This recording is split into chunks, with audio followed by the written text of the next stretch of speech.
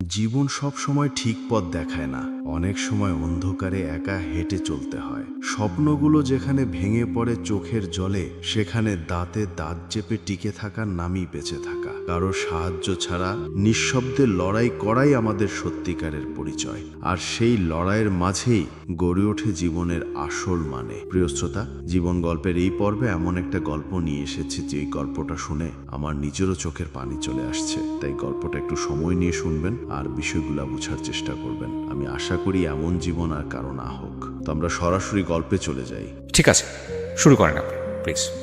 আসলে আমি একটা কথা বলতে চাই। আমি কাউকে কিছু বিশ্বাস করানোর জন্য এখানে আসি নাই। জাস্ট আমি আমার কথাগুলো কাউরে শেয়ার করতে পারতেছিলাম না, এর জন্যই আমার এখানে আসা। আর আপনাকে আমি শুনি তো, আপনার কাছে আসলে আমার সব কথাগুলো বলা। আর দর্শকরা যদি কথাগুলো শুই না আমার একটু প্রশ্নের উত্তর দিতে পারে, তাহলে আর আমার কিছু বলার থাকবে না। মানে আপনি অনেকগুলো প্রশ্ন আজকে নিয়ে এসছেন, কিন্তু আপনার প্রশ্ন করার মতো কোনো মানুষ নেই, যে কারণে আজকে জীবন গল্পে এসছেন। চলুন শুনি। ডিফারেন্ট একটা স্টোরি হবে প্রিয় শ্রোতা, শুধুতেই বলে রাখছি, অ্যান্ড কোয়াইট আনথিঙ্কেবল। ওকে, চলুন। আমার মনে আছে যেখান থেকে সেখান থেকে বলি। আমার ভাইয়ের সাথে ফার্স্ট মানে আমার যতটুকু মনে আছে, একটা ঈদ থেকে আমার মনে আছে। ঈদের দিন আমার কাছে 50 টাকার একটা নোট ছিল। তো আমার ভাইয়ের কাছে ভাইয়া 2 টাকা দিয়ে আমাকে বলতেছে, এই টাকাটা অনেক বেশি টাকা, 50 টাকাটা আমাকে দিয়ে দাও। পরে আমি দিয়ে দিলাম। তো ভাই ওই টাকাটা নিয়ে ঠিকই খরচ করে ফেলছে, আমি 2 টাকা নিয়েই ছিলাম। তো ও সবসময় আমাকে ঠকাইতো, অনেক বড় ছিল বাট আমাকে বোকা বানাইতো। তো ভাইয়া পড়াশোনা করতো, মেয়ে মানুষের মতো বাসায় সব কাজকর্ম আমার ভাইয়া করতো। আচ্ছা। আর আমি তো ছোট ছিলাম, যার কারণে আমি কোনো কাজ টাজ করতে পারতাম না। তো একদিন হয় কি যে আমার মামির যে মেয়েরা আছে ওদের সবার বার্থডে পালন করা হয়। তো আমি অনেক কান্না করতাম যে আমার কেন হয় না। তারপর ওরা সবাই আম্মু আব্বু বলে ডাকতো, বাট আমি ডাকতে পারতাম না। এর জন্য আমার মনটা অনেক খারাপ হতো।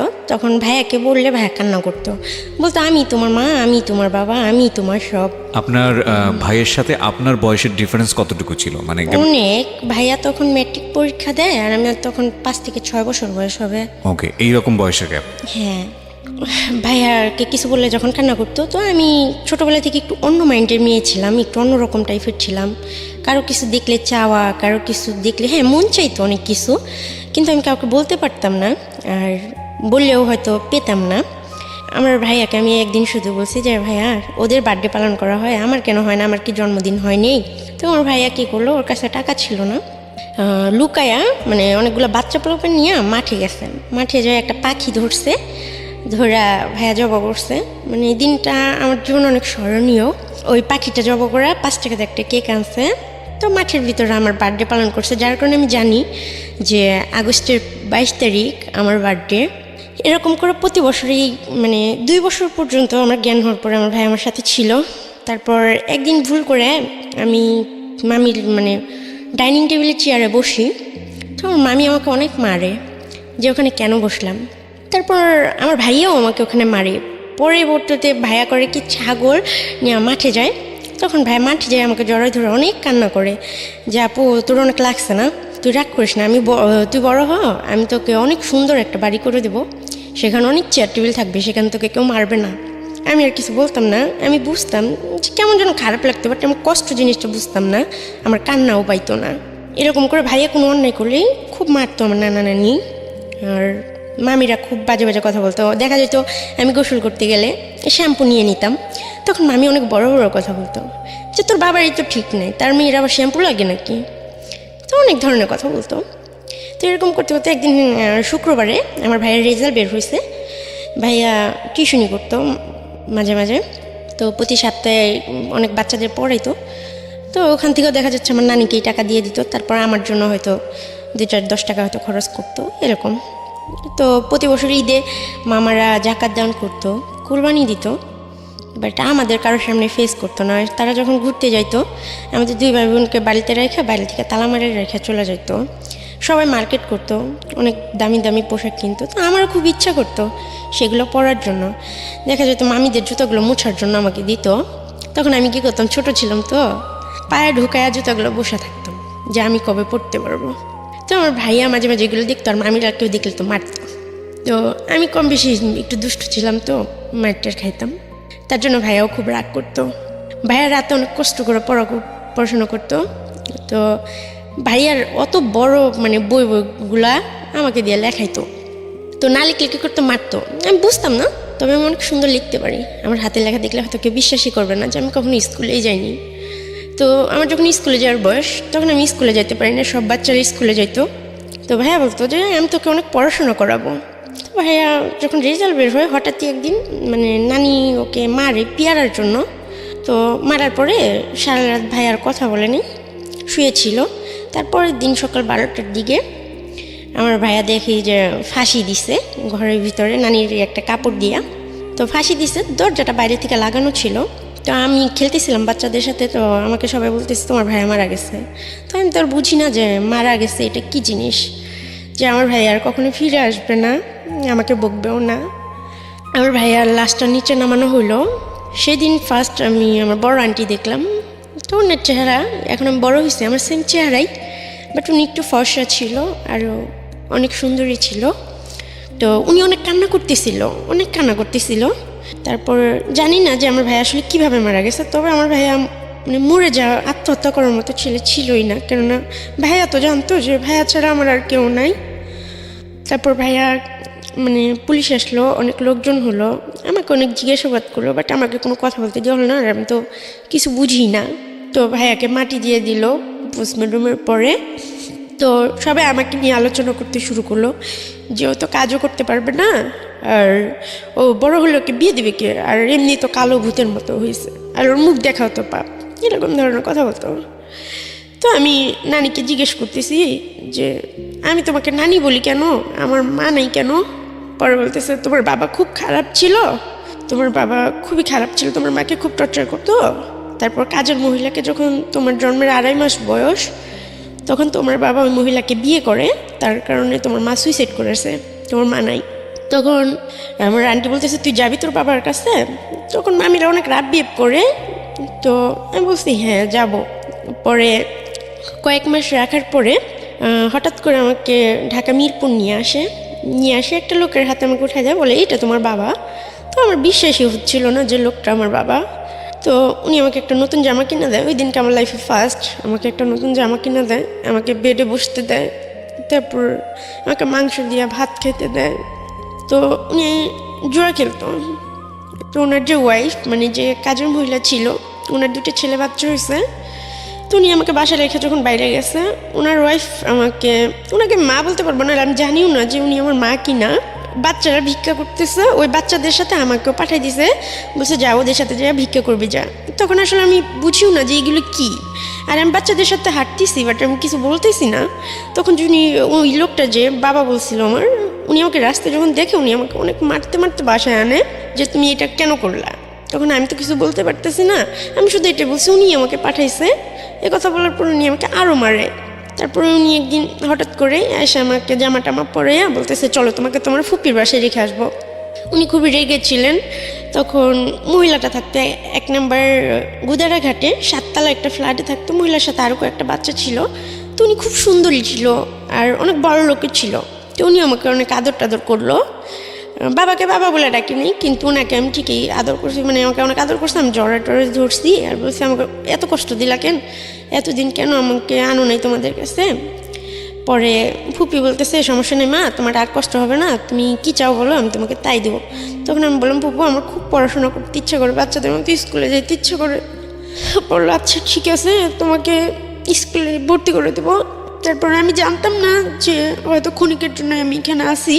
পরে উনি আমাকে বললো যে আমি দেশে যাব তোমার ফুপুর বাসায়, তুমি যাবা আমাদের সাথে, তোমার বাবা অনেকদিন পরে আসবে, আর এমনিতে তো তোমার সৎ মা, তোমাকে কে দেখবে। পরে বললাম ঠিক আছে তুমি যেখানে নিয়ে যাবো আমি যাব। তো ওই মহিলা আমাকে আরও কয়েকটা বাচ্চা, বড় 2টা আপু ছিল সাথে নিয়ে, টোটাল 7 জন মানুষ ছিলাম আমার ফুপু সহ। তো আমাকে কলকাতা বর্ডারের ওখানে নিয়ে যায়, ওটা হলো বনগাঁ বর্ডার। ওখানে নিয়ে যাওয়ার পরে যখন বনগাঁ বর্ডারে নৌকা করে পার হওয়ার পরে পুলিশে ধরার পরে বড় যারা ছিল তারা অনেকে চলে যায়, আমি আরও 2টা মেয়ে ছোট ওরা পুলিশের কাছে, আমরা দৌড়াও নাই আর ওনাদের সাথে যাইতেও পারি না। আমি ফুপু বলে চিৎকার করতেছি, বাট উনি আমাকে নিয়ে যায়নি, উনি চলে গেছে।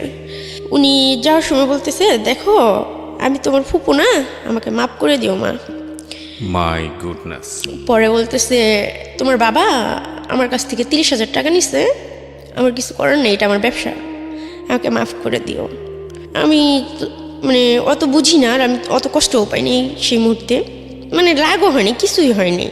আমি পুলিশকে বলতেছি আমাকে আমার নানার বাসায় দিয়ে আসেন। বলতেছি ঠিক আছে, তোমাকে দিয়ে আসা হবে, চলো তোমাকে এক জায়গায় থানায় নিয়ে যেতে হবে, থানায় নিয়ে গেলে তারপর তোমার অ্যাড্রেস বলবা, তোমার বাবা মা কে আছে তাকে ফোন করা হবে, তারা এসে তোমাকে পরের দিন নিয়ে যাবে। আজকে তো রাত হয়ে গেছে, আজকে তোমার এখানে থাকতেই হবে। ফার্স্টে আমাকে একটা হসপিটালে নিয়ে যায় আমার বয়েস মেডিকেল করানোর জন্য পুলিশগুলা। তখন আমার বয়েস মেডিকেল করানো হয় খড়গপুর জিআরপি থানা, কলকাতা, পশ্চিম মেদিনীপুরের ওখানে। আমাকে বললো তোমার ক্ষুধা লাগছে, কিছু খাবার? আমি বললাম যে হ্যাঁ আমি ভাত খাবো। বলতেছে এটা তো কলকাতা, ভাত পাওয়া যায় না, এখানে অন্য কিছু খাওয়া যায়।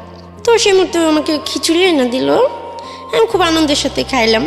খাওয়ার পরে হসপিটাল থেকে আমাকে কলকাতা পশ্চিম মেদিনীপুর বিদ্যাসাগর বালিকা ভবন একটা অনাথ আশ্রম আছে, ওখানে সেফ কাস্টোডিও আছে। তো আমাকে অ্যাকচুয়ালি আসামি হিসেবে তারা দেখতেছে, বাট আমি সেই মুহূর্তে বুঝি নাই। তো সেখানে আমাকে নিয়ে যাওয়া হয়, নিয়ে অনেকগুলো বাচ্চাদের মাঝখানে আমাকে রেখে আসা হয়। ওখানে বড় ছোট, পঙ্গু, কারো হাত নাই, কারো পা নাই, অনেক ধরনের মানুষ আছে। তো বেশিরভাগ মানুষগুলোই হিন্দিতে কথা বলে, আমি বুঝতাম না। তবে আমি এটা জানতাম যে হিন্দিতে কথা বলে কলকাতায়, কেননা বাসায় টিভি চলতো, আমার মামিরা হিন্দি সিরিয়াল দেখতো, এই জন্য আমি জানি যে এটা কলকাতা। ওখানে প্রথমে আমাকে কেউ সহ্য করতে পারতেছিল না, আর আমাকে পরের দিন সকালবেলা পুলিশ বললো দিয়ে আসবে বাড়িতে, দিয়েও আর আসলো না। তখন আমাকে এক প্লেট ভাত এনে দিছে শুকনো মরিচ দিয়া, তো আমি ভাত খাইনি। তারপরে আমি অনেক চিল্লাচিল্লি করতেছি, অনেক কান্নাকাটি করতেছি, বাট আমার কান্না শোনার মতো কেউ নেই। তখন কয়েকটা মেয়ে আইসা, আরও 2টা বাংলাদেশের মেয়ে ছিল ওখানে, ছোট ছোট, ওরা আমারও ছোট ছিল। তখন আইসা বলতেছে আপু কান্না করো না, এখানে কান্না করো কোনো লাভ নেই, তোমার কান্না কেউ শুনবে না, আল্লাহ যা ভাগ্যে রাখছে তাই হবে। আর ওখানে সবাই হিন্দু, 200 বাচ্চা ছিল, 200-র মধ্যে আমি একজন হয়ে গেলাম। তার মধ্যে 4টা মানুষ ছিল মুসলিম, আর বাকি সবাই ছিল হিন্দু। ওখানে একটু আজানের শব্দ শোনা যেত না, মুসলিমদের কথা মানে সব একটু অন্যরকম করতো, এই হস্তে মিশবি না, এটা করবি না, ওটা করবি না, খুব খারাপ ব্যবহার করতো। এরকম করতে করতে 1 মাস হয়ে যায়। প্রতিদিন সকালবেলা প্রার্থনায় দাঁড় করাতো আমাদের, আমি প্রার্থনায় দাঁড়ায় সূরা ফাতিহা পড়তাম। আমি কখনোই ওদের দোয়া পাঠ করতাম না, পূজা করতাম না, নমস্কার করতাম না, আমাকে অনেক মারতো, কিন্তু তারপর আমি আল্লাহরই ডাকতাম। মরে যাওয়ার ইচ্ছা ছিল, কেননা বন্দি একটা জীবন। তারপর সবাই রাপিপ করে, ভাইয়াকে দেখতে পেতাম না, ভাইয়ার কথা খুব মনে পড়তো, ডাকলে পাইতাম না। আস্তে আস্তে আমাকে একদিন কি করছে, আমি লুকায়া গেছি মানে মন্দির ঘরটায়, পরে একটা চেয়ার ছিল, একটা সাদা উন্না জোগাড় করছিলাম, করে আমি ফাঁসি দিয়ে ঝুলে গেছিলাম ভিতর থেকে দরজাটা আটকায়া। তখন 10 মিনিটের মতো দরজাটা ভাঙতে লাগছে, আমি ফাঁসিতে ঝুলেছিলাম একদম অনেকটা উপরে।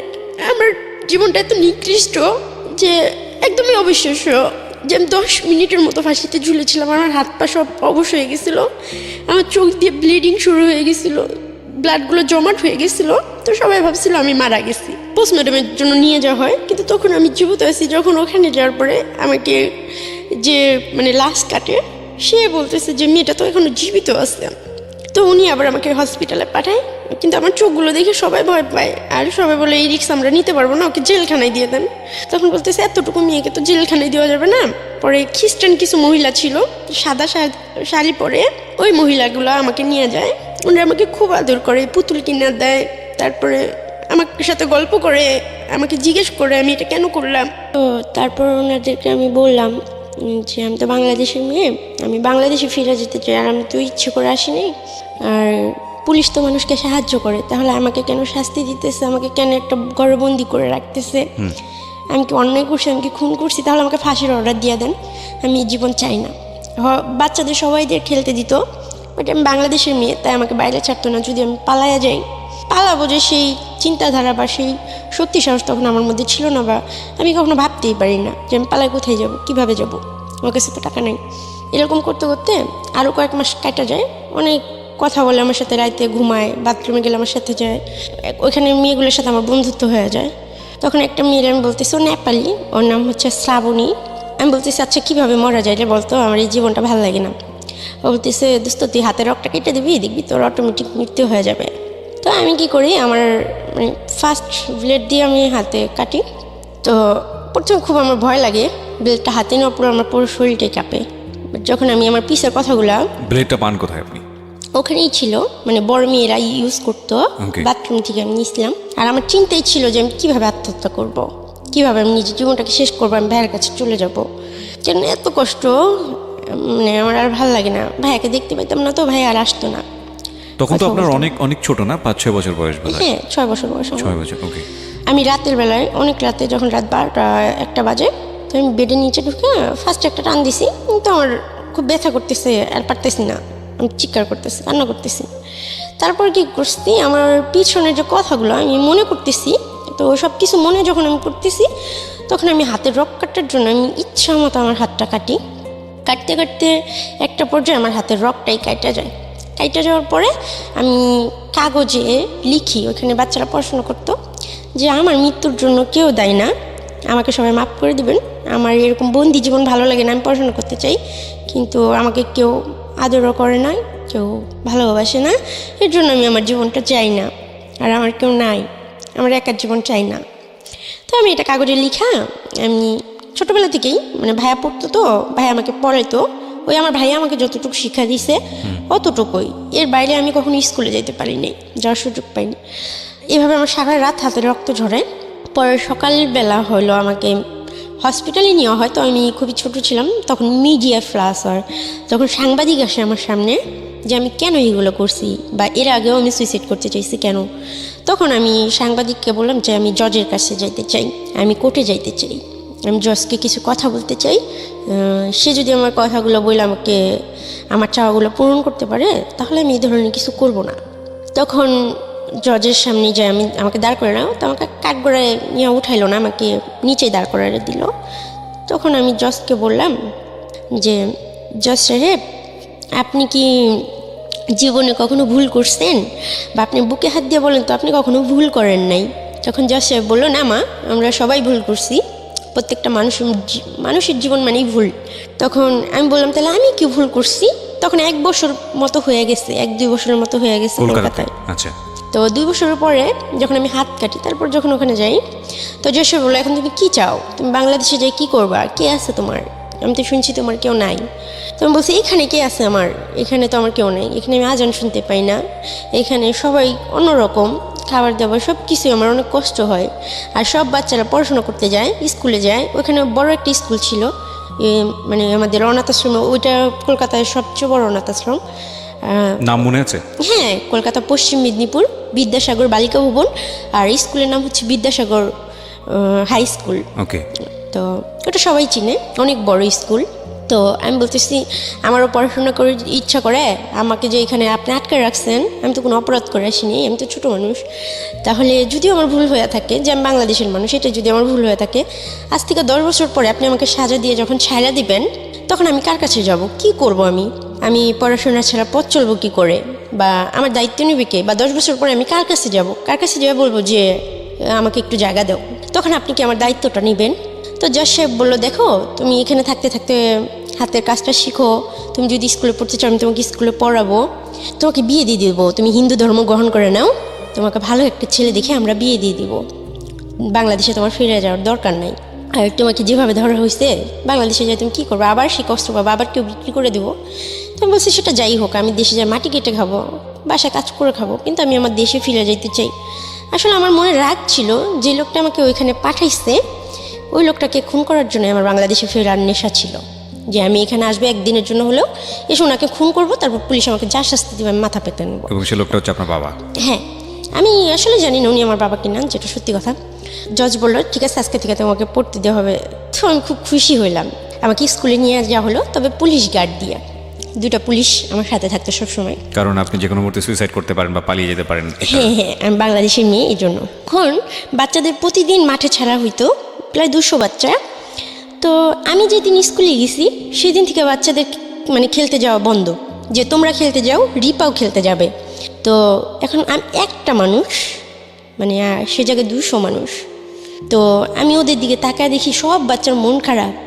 বাসায় মানে যখন আমরা হোমে ফিরি, মানে রুমে, তখন সবাই বই ছিটাছিটি করতেছে, তো ফালাই দিতেছে, এ বলতেছে স্কুলে যাবো না, চল এই করবো না সেই করবো না, কোত্থেকে উঠে এসে জুড়ে বসছে। তো অনেকে অনেক ধরনের কমেন্ট করতেছে। তারপরের দিন আমি স্কুলে গেছি, এইভাবে টানা 3 দিন আমি স্কুলে যাই। তো লাঞ্চ টাইমে আমাকে যেভাবে গার্ড দিয়ে রাখা হয়, এখন আমার জন্য ওরা একটা বন্দি জীবনে পড়ে গেছে। ওরা খেলতে পারে না আগের মতো, ছুটাছুটি করতে পারে না। তো আমি এতটা স্বার্থপর হইতে পারি নাই যে 200 বাচ্চার মুখের হাসি কেড়ে নেবো আমি একা। আমার খুব পড়াশোনা করার ইচ্ছে ছিল। ওই বাচ্চাগুলোর মুখের দিকে তাকে তখন আমি দেখলাম যে আমরা একার জন্য ওদেরকেও অনেক কষ্ট পাইতে হইতেছে। তো আমি বললাম, আমি আবার টোটের কাছে গেলাম 7 দিন পরে। বললাম, স্যার আপনি আমার আশা পূরণ করছেন, ঠিক আছে আমি স্কুলে যাই পড়বো না, তবে আমি এখানে থাইকা পড়বো, বাসায় আমি পড়বো। আমি যা শুধু যেদিন পরীক্ষা থাকবে সেদিন আমি পরীক্ষা দিব। পরে বললো, কেন, তোমার সমস্যা কোথায়? আমি বলছি, না আমাকে চোরের মতো ওখানে নিয়ে যাওয়া হয়, চোরের মতো নিয়ে আসা হয়, সাথে আরও বাচ্চাদেরও কষ্ট দেওয়া হয়। ওরা যখন লাঞ্চ করতে বেরোতো আগে তো আধা ঘন্টা খেলতো, আধা ঘন্টা ওরা খাওয়া দাওয়া করতো, অনেক মজা করতো, আমি জানলা দিয়ে এগুলো দেখতাম। বাট আমি যেদিন থেকে গেছি সেদিন থেকে সব বাচ্চাদের খেলাধুলো সব বন্ধ করে দিছে। পরে আমি ভাবলাম যে 10 জন মানুষের মুখের হাসির দিকে আমার একার কষ্ট অনেক ভালো। তো আমি সবসময় অন্যের দিকে তাকানোর চেষ্টা করছি যে আমার জন্য কেউ কষ্ট পায় কি না। তো তারপর যেদিন থেকে আমি স্কুল যাওয়া বন্ধ করছি, আবার ওদের খেলতে ছাড়ছে। তো তখন আমার খুব খুশি লাগছে যে যাই হোক, এতগুলো বাচ্চা, ওদেরও তো বাবা মা নাই, অনেকের হাত নাই, অনেকের পা নাই, ওরা হাসতে পারতেছে। ওদের হাসি দেখে নিজের কষ্টটা ভুলে যেতাম আমি, যে আল্লাহ আমাকে অনেক সুস্থ রাখছে, হয়তো এটা আমার কোনো পাপের ফল। তারপর আমি ওখানে সেলাই হাতের কাজ শিখলাম। আস্তে আস্তে পড়ার দিকে আমার মনটা উঠে যায়। আমি অনেক সুন্দর হাতে সেলাই কাজ জানি, অনেক ডিজাইন করতে পারি। তখন আমাকে সবাই অনেক আদর করে, আস্তে আস্তে সবাই অনেক আপন করে নেয় আমাকে। পরে ওখানে 200 বাচ্চার মধ্যে মানে আমি যেটা বলতাম সেটাই হইতো। ওখানে যে অ্যাসিস্ট্যান্ট সুপারভাইজার ছিল ম্যাম, কাকুলি দিদি ভাই, উনি আমাকে খুবই ভালোবাসত, ওনাকে আমি খুব মিস করি। কিন্তু অনেক দূরত্বের ফলে ওনার সাথে হয়তো কোনোদিন দেখা হবে না। দিদিভাই সত্যি আমি তোমাকে খুব মিস করি, তোর মধ্যে তো ভালো আমাকে কেউ বাসে না। তো ওখানে 8টা ম্যাম ছিল, ম্যামরা সবাই আমাকে অনেক আদর করতো আর বলতো, রিপা পড়ো পড়ো, অন্যের জন্য কেন নিজের জীবন করবা। তখন ওনারা বারবার আমাকে বললো যে রিপা তুমি হিন্দু হয়ে যাও, কেন বুঝতেছো না, জীবনটা এত সহজ না, হিন্দু ধর্ম গ্রহণ করো, দেখবে তোমার ভালো একটা পরিবারের সাথে বিয়ে হবে, তুমি বাবা পাবা, মা পাবা, আত্মীয় পাবা, স্বজন পাবা। তখন আমি বলতেছি, দেখেন এটা কোনো দিনই সম্ভব না। আমি যতটুকুই শুনছি ইসলাম সম্বন্ধে, আমি আমার নবী রাসূলকে আল্লাহ তাআলাকে অনেক ভালোবাসি, আমি কখনোই পারবো না এই কাজটা করতে। আমি সারা জীবন জেলের অন্ধকারে থাকলেও এটা পারবো না। ওখানে আমি শুধু এইটাই আবদার করি যে আমি আমার দেশে ফিরে যেতে চাই। তখন অনেকগুলো কাউন্সিলার ম্যাডাম আসে, একজন স্যার আসে আমার সাথে কথা বলার জন্য। আমি একটা সময় অসুস্থ হয়ে যাই ভাবতে ভাবতে যে আমার জীবনটা কেন এরকম, আমি কেন কোনোদিন মা বলে ডাকতে পারলাম না, কোনোদিন বাবা বলে ডাকতে পারলাম না, আমার কেন কেউ নাই, আল্লাহ এত মহানগিরি কেন আমার জন্যই করলো। সবাই বলে আল্লাহ যাকে ভালোবাসে আল্লাহ তাকেই কষ্ট দেয়, তাকে আল্লাহর প্রিয় বান্দাদের আল্লাহ এই দুনিয়া কষ্ট দেয়। আমি এত প্রিয় বান্দা তো হইতে চাই নাই যে আমার পরিচয় দেওয়ার মতো কেউ থাকবো না।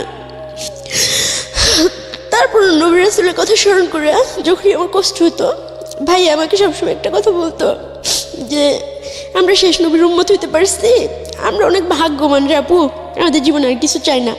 আর তিনি অনাথ ছিল, তার বাবা মা ছিল না, তারপরে তার একটা পরিচয় ছিল, তাকে আদর করার মতো তার একটা চাচা ছিল, তাকে অনেক আদর করত।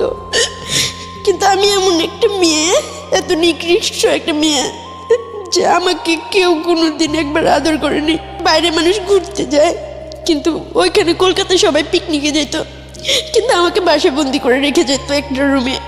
তারপর আমার মামার বাড়িতেও সবাই ঈদে ঘুরতে যেত, আমাকে রান্নাঘরে বন্দি করে রেখে যেত।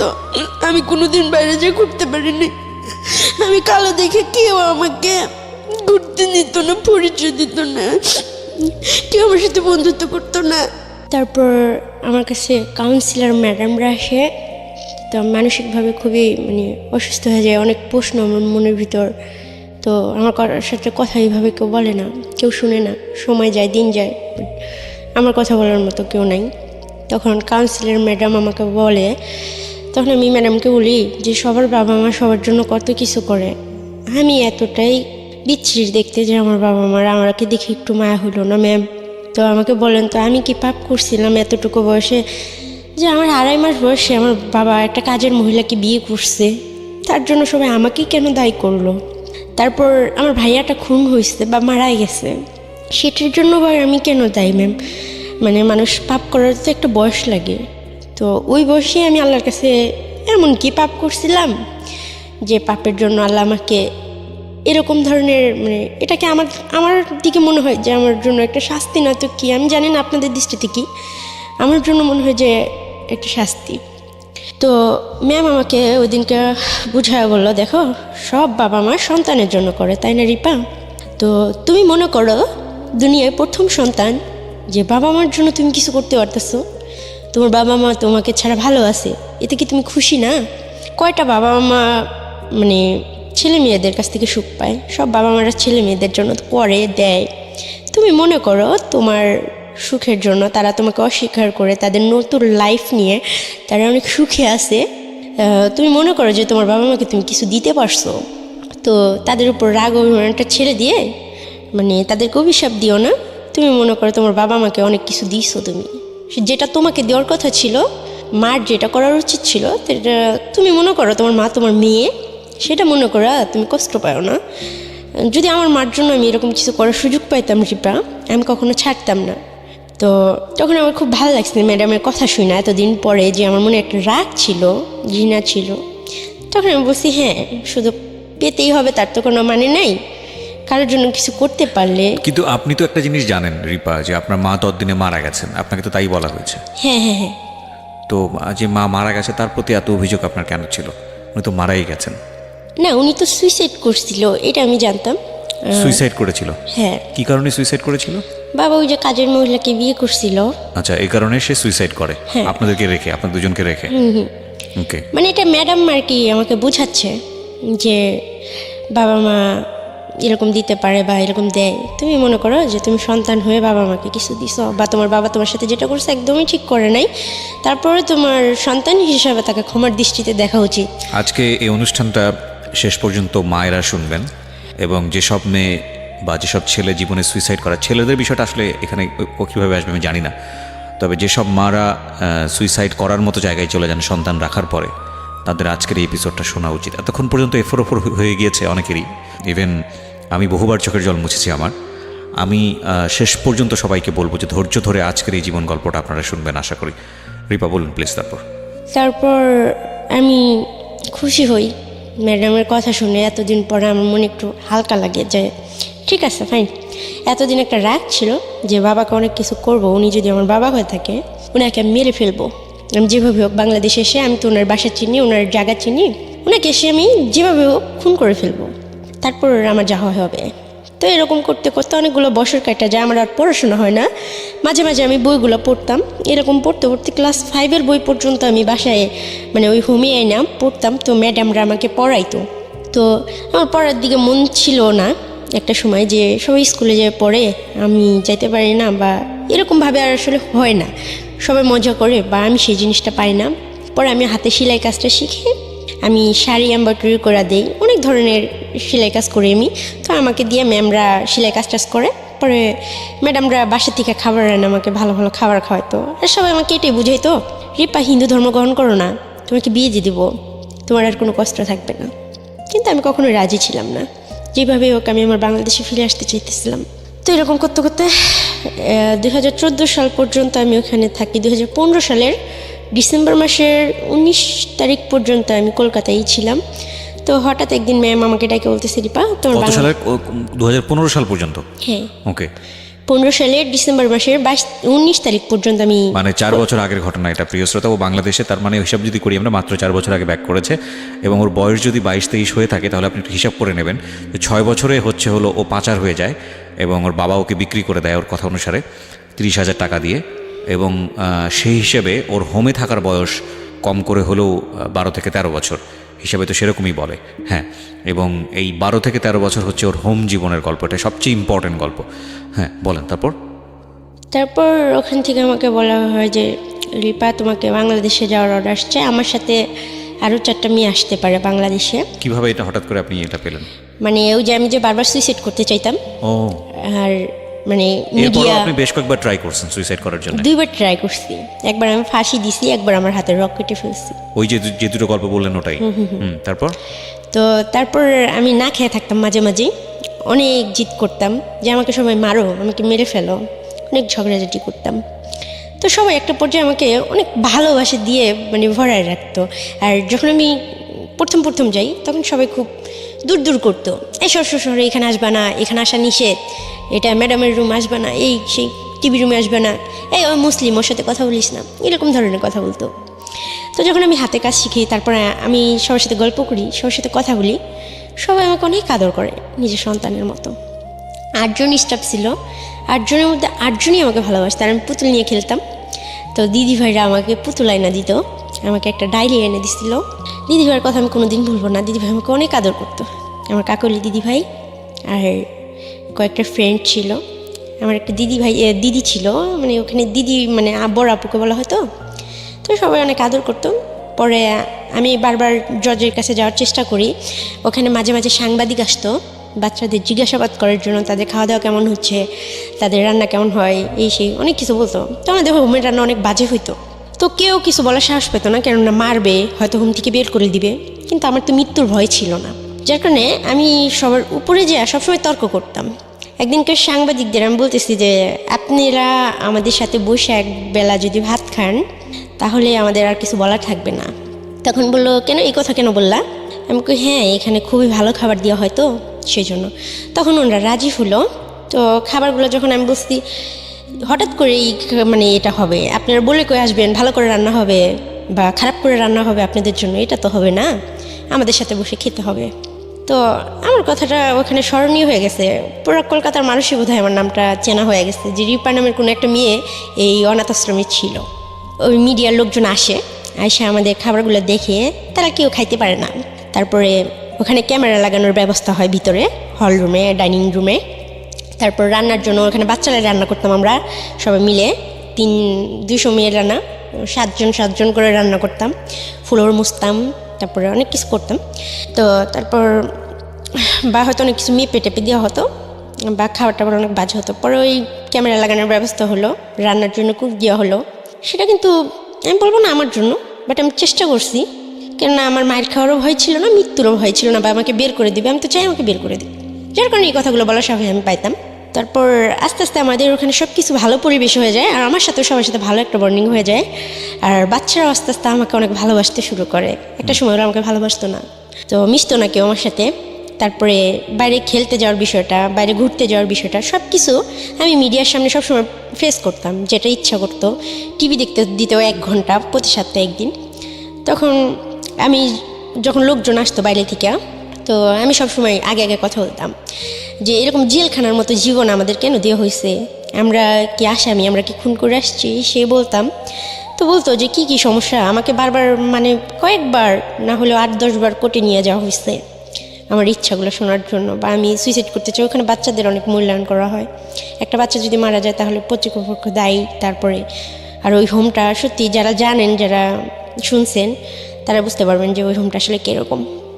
আর বিদ্যাসাগরের নাম করাই আমাদেরকে টিভি দেখে প্রতিদিনই দেখতে দেওয়া হলো, খাবার দাবার ভালো ব্যবস্থা হলো।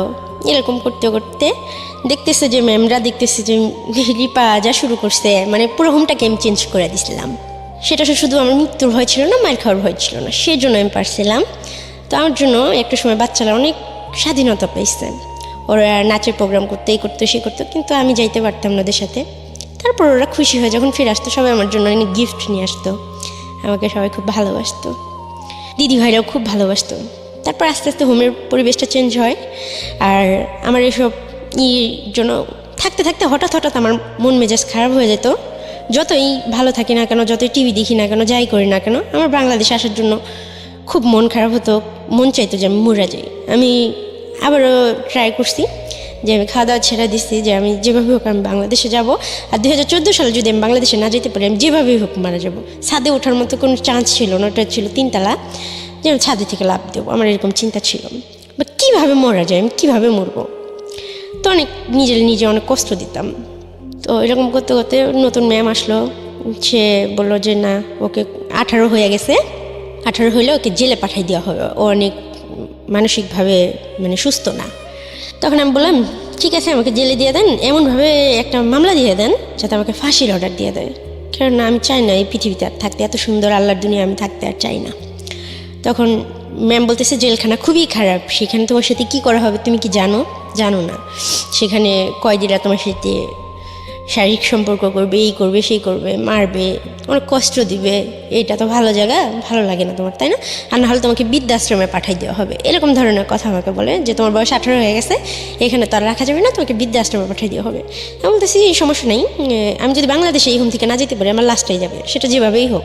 পরে আমাকে হঠাৎই ওই ম্যাম ডাকলো সকালবেলা, আমার সাথে আরও 4টা যে মেয়ে ছিল, সবারই বাংলাদেশের সরকারের সাথে একটা ডিমান্ড হয়। আর আমি আমার নানার বাড়ির যে অ্যাড্রেসটা সেটা আমি ফুললি একটা কাগজে লিখে দিই, খুবই ক্ষুদ্র ক্ষুদ্র জায়গাগুলো, কত টাকা রিক্সা ভাড়া লাগবে, কি লাগবে, সব কিছু যতটুকু আমার মনে থাকে। পাশে কটা দোকান আছে, মসজিদ আছে, ঘর আছে, আমার মামার নাম কি, নানার নাম কি, সব কিছু আমি লিখে দিই একটা কি ছিল কাগজে। আপনার পরিচয়, অ্যাড্রেসটাকে আমি নিজেও জানতে চাই একটু। থানা জেলা মানিকগঞ্জ, পোস্ট গড়পাড়া, গ্রাম বাঙ্গালা। আমার নাম, নানার নাম হচ্ছে, মানে ওনাদের নাম আমি বলতে চাই না। ঠিক আছে, ওকে ফাইন, ওকে। আমি আসলে ইন্সপায়ার, যদি আপনি না জান তাহলে আমি আসলে ইন্সপায়ার করছি না। ওকে ফাইন, বলুন তারপর। তো কেননা ওনাদের কেউ আজকে হয়তো ওই জায়গার মানুষও কেউ শুনবে, তখন বলবে যে ওনারা এরকম হইতে পারে। কেউ আমার আপনজনদেরকে আমি বলবো ঠিক আছে, অন্য কেউ অসম্মান করবে, সেটা আমি চাইবো না। তাদের অসম্মান করার জন্য আমি গল্পটা বলা না, আমার গল্পটা বলা হচ্ছে আমার বুকটা ব্যথায় ভরে আছে, আমার খুব কষ্ট হয়, এইসব কথাগুলো নিয়ে আমি আর চলতে পারতেছি না, আমার নিজের অনেক অপরাধ বোধ মনে হয়, এর জন্য আমার কথাগুলো বলা। তো আমাদের বাংলাদেশে আসার ব্যবস্থা হয়। তো সুপার ম্যাম আমাদের নিজে বাংলাদেশের বর্ডারে দিয়ে যায়, পুলিশের হাতে হ্যান্ড ওভার করায়। তো এখানে 2015 সালে, তারিখ মনে আছে? হ্যাঁ, 2015 সালে ডিসেম্বরের 19 তারিখ। 19 তারিখ। তারপর ওইখানে একটা মেয়েদের হোমে আইনে আমাকে রাখা হয়। আমার নানাকে ফোন দিয়ে বলা হয়, সে আমাকে নিতে চায় না, তাকে বলা হয় যে রিপাকে যে রিসিভ করবে, গার্জিয়ান হিসেবে যে নিবে, তাকে 50,000 টাকা দেওয়া হবে। তখন আমার নানা পরের দিন চলে আসে নাম্বার নিয়ে। তো সরকারিভাবে ওখানে যে সেলাই কাজটা আমি করতাম। টাকা কি দেওয়া হয়েছিল নাকি জাস্ট এই না মিথ্যা না, কথা? সত্যি দেওয়া হয়েছিল। আপনার নানাকে 50,000 টাকা দেওয়া হয়েছে? হ্যাঁ। এটা কে দিয়েছে, বাংলাদেশ গভর্নমেন্ট না ইন্ডিয়া? ইন্ডিয়ান গভর্নমেন্ট, মানে ওই দেশের 25,000 না কত হাজার টাকা, মানে আমাদের ওখানে প্রত্যেকটা বাচ্চার একটা ইয়া হতো, মানে কিছু টাকা জমা হতো যারা সেলাই কাজ করতো। ও ওকে। আর তাছাড়াও মানে বাচ্চাদের জন্য একটা ভবিষ্যৎ চিন্তা করে যখন একটা বাচ্চা বের হয় 18 বছর পূর্ণ হওয়ার পরে, তখন ওই অ্যামাউন্টটা তাকে দিয়ে দেওয়া হয়। ওই টাকাটা দিয়ে দেওয়া হয়। তো আর আমাকে তো সবাই করতো, আর আমি অনেক কাজ করতাম, অনেক সেলাই কাজ টাজ করতাম। কি কি ধরনের সেলাই কাজ পারেন আপনি? আমি হাতের এমব্রয়ডারি সেলাই কাজ পারি, যেগুলো সত্যি খুব সুন্দর। আমার নিজেরই মনে হয় যে আমি যে ভালো একটা কাজ করতে পারি। আমি মেশিন চালাইতে পারি। তো আমি যে একটা চাদর, অনেক বড় বিছনা চাদর এমব্রয়ডারি করে দিচ্ছি একটা ম্যামকে, তারপরে একটা শাড়ি, পাঞ্জাবি, রুমাল, অনেক আইটেমের। ওকে, ঠিক আছে। তো আপনার নানা আপনাকে রিসিভ করতে যায়, তারপর? হ্যাঁ, একটা ছেলেকে, এলাকার একটা ছেলেকে নিয়ে আসলো রিসিভ করতে। তো আমি খুব খুশি ছিলাম। আমাকে যখন আমার ওই যে বাবা যে লোকটা, ওনাকে পুলিশ নিয়ে আসে। তো আমাকে বলে রিপা মামলা করে দাও ওনার নামে। ওই দিনই পুলিশ নিয়ে আসে? না, তারপরের দিন আচ্ছা। বলে ওনার নামে মামলা করে দাও। তো ওনার সাথে ওনার মা আসে, আমার দাদি হয়ে সম্পর্কে যতটুকু ওই মুহূর্ত পর্যন্ত আর কি। তো উনি আমার সাথে খুব চিল্লাচিল্লি করতেছে, তুমি একটা ডাইনি নিয়ে, আমার মানে বংশ পরিচয় আছে, তোমার জন্য আমার ছেলেকে শেষ পর্যন্ত থানায় আসতে হলো। আমার ছেলে এরকম কাজ করতেই পারে না, আমার ছেলে তোমাকে চিনেই না, ঠিক আছে? পরে আমি বলতেছি, আমি কান্না করে দিছি যে আপনার এই বয়স আইসা আপনার ছেলের জন্য আপনি কত মায়া, সে এখানে আসছে, আপনি মানে 2-10 মিনিট হয়েছে আসছে, তাকে নিয়ে আসছে, আপনার খারাপ লাগতেছে, অসম্মান মনে হইতেছে, কত কিছু, আপনার এই ভালোবাসাটা আমার খুব ভালো লাগতেছে। কিন্তু আমি খুব দুর্ভাগ্য একটা মেয়ে যে এই খারাপ লাগাটা আমার মার মধ্যে হইল না, আমার বাবার মধ্যে হইল না। সে যদি আপনার গর্ভের ছেলে হয়, আমার জন্মদাতা পিতা, তাহলে তার থেকে আপনার থেকে আমার অধিকারটা বেশি। সে আমার সাথে যেটা করলো সেটা কি সে ঠিক করছে? লোকটা কান্না করতেছিল। তখন পুলিশ সবাই নানাও বললো যে মামলা করে দাও। তখন ওই যে কাউন্সিলর ম্যাডামের কথাটা মনে পড়লো। আর তাছাড়া ওই মুহূর্তে আমি এটি চিন্তা করছি যে আমার বাবা আমার সাথে এটা করছে, আর উনি আমার বাবা কিনা সেটা তো আমি জানি না। ওনাকে কোনদিন আমি বাবা বলে ডাকিও নাই, সুযোগও পাইনি। যে 10টা বাচ্চা আমাকে মিডিয়ার সামনে নিতে চায়, যে সাংবাদিকদের সামনে একটা, মানে আমরা যে 4 জন আসছি 4 জনকে নিয়ে একটা বোর্ড মিটিং ডাকার জন্য করা হয়, যে এখানে এই আজকে যে লাইফে আসছি আমি, তো এরকম একটা লাইফের আয়োজন করা হয়। বাট সেখানে আমি ওনার নামে মামলাও করি না, আর ওনাকে সসম্মানে আমি ছেড়ে দিই। ওনাকে আমি কিছু বললাম, আমি শুধু এতটুকু বলি, এর থেকে যদি আপনি আমার কিডনি 2টা বিক্রি করে দিতেন তাহলে হয়তো আমি কষ্ট পেতাম না, বা আপনি আমাকে বলতে পারতেন যে মা আমি তোমাকে বিক্রি করে দিতেছি, তো আমি স্বেচ্ছায় চলে যেতাম। পরে ম্যাডাম আমাকে বললো যে রিপা এরকম করো না, ওনাকে শাস্তি দেওয়ার দরকার, তোমার প্রাপ্যটা তোমার বুঝে নেওয়া উচিত। উনি তো এমন লোক না যে তোমাকে তোমার প্রাপ্যটা ফিরাই দিবে, এই যে তোমার এতগুলো বছর নষ্ট হয়ে গেছে এগুলো কি উনি ফিরাই দিবে? পরে আমি বললাম যাই হোক সেটা আল্লাহ দেখবে। আল্লাহকে তারপর বলি যে উনি যদি আমার বাবা হয়ে থাকেন ওনাকে যেন ক্ষমার দৃষ্টিতে দেখেন, আমি তো ওনাকে কখনোই বাবা হিসেবে স্বীকার করতে পারবো না। মানে ওই রাগটা আমার তখন আর ছিল না, এত বছর পরে ফিরার পরে। তারপর উনি চলে গেল, আমাকে পুলিশ টাকাগুলো দিল, তো আমি এতগুলো টাকা জীবনে টাকা ধুলিনি হাত দিয়া, হাতে পায়ে আমার হাত পা কাঁপা শুরু হয়ে গেছে। সাথে সাথে আমি আমার নানাকে জড়াই ধরলাম, বাট নানা আমাকে জড়াই ধরলো না, তো আমি নানার হাতে দিলাম টাকাগুলা। দেওয়ার পর আমাকে বাসায় নিয়ে গেলাম, খুব খুশি ছিলাম। বাসায় নিয়ে যাওয়ার পর ম্যাডাম আমাকে ডাকলো যে রিপা আসো, তোমাকে লাইভে করবো। আমি চাই যে এই ভুলটার জন্য কেউ না করে, বাট ওই মুহূর্তে আমার মনে হচ্ছিল না আমি মিডিয়ার সামনে ফেস হবো না, আমি জব করবো, আমি নিজের পায়ে নিজে স্টাবলিশ হবো। আমি চাই না আমাকে সবাই এইভাবে চিনুক জানুক, তো আমার কাছে ভালো লাগে নাই।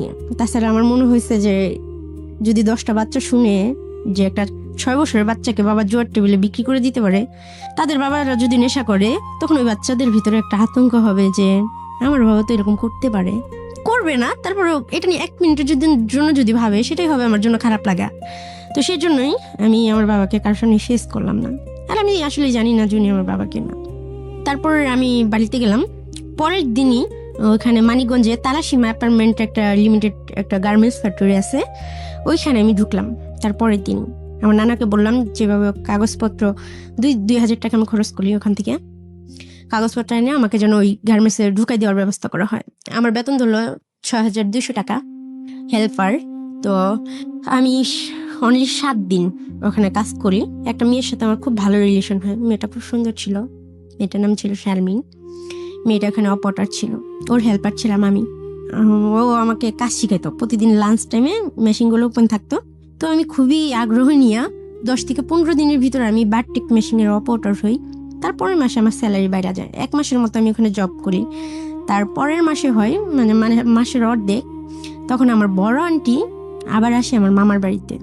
আসার পরে উনি, তার আগে হয় কি যে আমার খালাতো ভাই আছে, ও আমাকে ডাকে একটা কথা বলার জন্য। তো বাসা সবার সামনে ওরা আমার সাথে খুব খারাপ বিহেভ করে, কেন ওরা আব্বু আম্মু এটা পছন্দ করে না, আমার মামা মামিরা পছন্দ করে না তাদের বাচ্চা আমার সাথে মিশুক।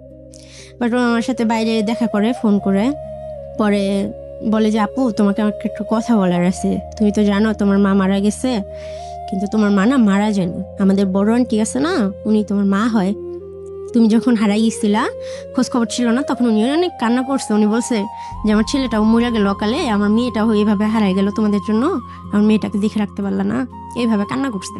এটা আমি শুনছি। কি বলে? হ্যাঁ, তো যে আম্মু আমার কাছে আমার 4 বছর বয়সে আমার জ্ঞান অনুসারে মানে মারা গেছে সুইসাইড করে, সে আমার কাছে 2015 সালে আবারও ফিরে আসলো, বাট সে আমার মা হিসেবে ফিরে আসে নাই। দাঁড়ান একটু পজ নিচ্ছি, কজ ওভারলোডেড হয়ে যাচ্ছে আসলে। মানে আমি অনেক দিন পরে এরকম স্পিচলেস অবস্থায় কোনো স্টোরি আমি শুনছি যেখানে আমার ইন্টারাকশন জিরো। আমি কথা বলতেই চাই না, কজ আমি আপনাদের এই ফ্লোটা নষ্ট করতে চাই না, কিন্তু আমার একটা কোয়েরি, যেটা আমার মনে হয় আমার লিসনারদেরও কোয়েরি, সেটা হলো যে আপনাকে বলা হয়েছে আপনার মা সুইসাইড করে মারা গেছে, আবার বাবার প্রেজেন্সও ছিল এখানে। এতদিন পরে আপনি যেটা জানলেন যে আপনার বড় আন্টি যে পরিচয়টা দেয় সে হচ্ছে আপনার মা, এটা আপনাকে বললো আপনার এক কাজিন? না, আমার খালাতো ভাই। ও তো কাজিনই হয়। তাহলে খালাতো ভাই আপনাকে বললো, তারপরে আপনি এটাকে সত্য না মিথ্যা আপনি যাচাই করেননি বিষয়টা? 100%। কি করলেন আপনি? স্টেপ বাই স্টেপ জান প্লিজ। আমি আমার নানার সাথে কথা বললাম যে নানা উনি কি আমার মা হয়? বলতেছে না, এইসব কথা তোমাকে কে বলছে? তো আমি অনেক খুশি ছিলাম, ওনার কথা মনে করলে আমার সত্যি খুব খুশি লাগে। তো আমার মা এত সুন্দর, উনি আমার মা, মানে এরকম ভাবতেছি যাকে ওনার আপনি একটা বড় আন্টি হিসেবে জানেন। হ্যাঁ ওনার একটা ছেলে আছে, তো ওনার ছেলের নাম হচ্ছে রাফি। ওনার বিয়ে হয়েছে খুব ভালো পরিবারে, তো সেখানে নাকি বলা হয়েছিল যে সে আনম্যারিড। আর আমরা যে তার হাজব্যান্ড অনেক ভালো, যার কারণে একটা ছেলে অবশ্যই তো বুঝতে পারে যে একটা মহিলার যদি 2টা বাচ্চা হয় সে অবশ্যই বিয়ের পর বুঝতে পারবে, যতই সে তাকে বলা হোক আনম্যারিড। বাট সে অনেক সুন্দরী ছিল, শিক্ষিত ছিল। আর আমাকে হয়তো জানি না এইসব বিষয়, তাদের ঘরের বিষয় কি কথা হয়েছে, কি কি হয়েছে না হয়েছে, বা সে আসলেই কতটা ফেস করছে আমি আসলে জানি না। তাই তার সম্বন্ধে আমার কখনো রাগ ঘর কোনো প্রশ্ন আসে নাই একটা দিক থেকে, যে যেভাবেই হোক তার বাবা মারটা খাইছি পড়ছি, বা আমরা 2টা ভাই বোনে তার বাবা মার কাছে ছিলাম। আমার যে দাদা দাদির যেটা করার ছিল সেটা সে করে না। আমার বাবার প্রতি আমার অনেক অভিযোগ ছিল, কিন্তু আমার মার প্রতি আমার কোনো দোষ দেওয়ার ছিল না। যে সে স্বীকৃতি না দিল, তার বাবা মাই তো আমাকে পরিচয় দিছে বা রাখছে। একটা মুরগির বাচ্চা পালাও অনেক কষ্ট, সেই ক্ষেত্রে একটা মানুষের বাচ্চা পালা যে কত কষ্ট, আর 2.5 মাস বয়স থেকে, সেটা আমি মিন করতাম। আমি সবসময় সবকিছু নিয়ে অনেক ভাবি, তো এইসব ভাইবা আমি কিছু বলিনি। না, কিন্তু আপনাকে তো সামহাও ফাইন্ড আউট করতে হবে যে রিজনটা আসলে কি ছিল, বা আপনার বড় আন্টিকে হলেও তো আপনার কোশ্চেন করার কথা, আপনি কি করলেন এরপর? হ্যাঁ, তো আমি কোশ্চিন করব কি, উনি যেদিন আসছে ওই দিন রাতের বেলা আমাকে রুমে ডাকছে। তো আমি ভাবছি ওই যে ভাইয়া বলছে অনেক কান্না করছিল, দেখো রিপা তুমি তো, আমি ভাবছি আমাকে মেয়ে হিসেবেই বলবে। তো তখন ওনার সাথে যে আমি আপনি করে বা কিছু প্রশ্ন করব এইসব সাহস আমি পাইতেছি না। তো আমি ভাবছি আমাকে বুকে জড়ায় ধরবে, আমাকে ধরে হয়তো কান্না করবে বা আমাকে বলবে যে যা হয়েছে হয়েছে, কিন্তু উনি তার বিপরীতই বলল। উনি বললো যে দেখো আমার ভাইয়াদের একটা সম্মান আছে, তাদের 2টা মেয়ে আছে, ছোট ভাইয়ের একটা ছেলে আছে, তাদের ভবিষ্যৎ আছে।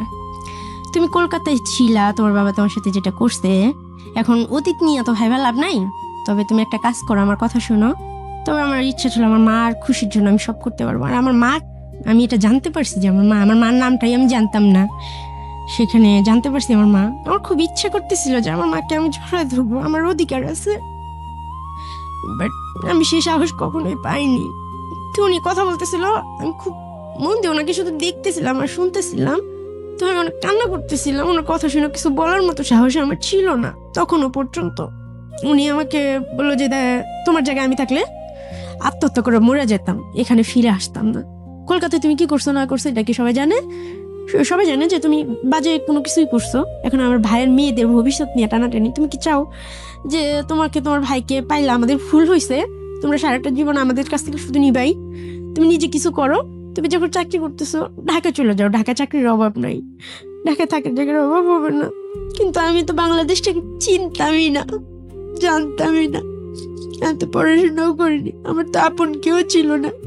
তখন আমি তাকে বলছিলাম যে দেখেন আমার তো ঢাকার সম্বন্ধে কোনো আইডিয়া নাই, আমি তো চিনি না, আমি কার কাছে যাব, আপনি একটু বোঝার চেষ্টা করেন। ওখানে আমি টাকা দিয়েই থাকতাম নানার কাছে, প্রতি মাসে আমি 7,000 টাকা স্যালারি পেতাম, প্রথম মাসের বেতন পাই আমি নানির হাতে দিয়ে দিই, আমি সবার জন্য কেনাকাটা করি।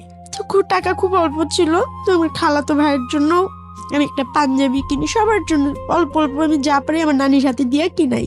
তো সবাই কম বেশি নিলেও, তো ওনাকে আমি সবকিছু অনেক রিকোয়েস্ট করে বললাম যে দেখেন উনি যদি আমার বাবা হয় আর উনি আমার সাথে যা করছে তারপর ওনার কাছে তো ফিরে যাওয়া আমার পক্ষে কি ভয়ানক, উনি তো আবার এরকম করতে পারে, আপনি কেন বুঝেন না?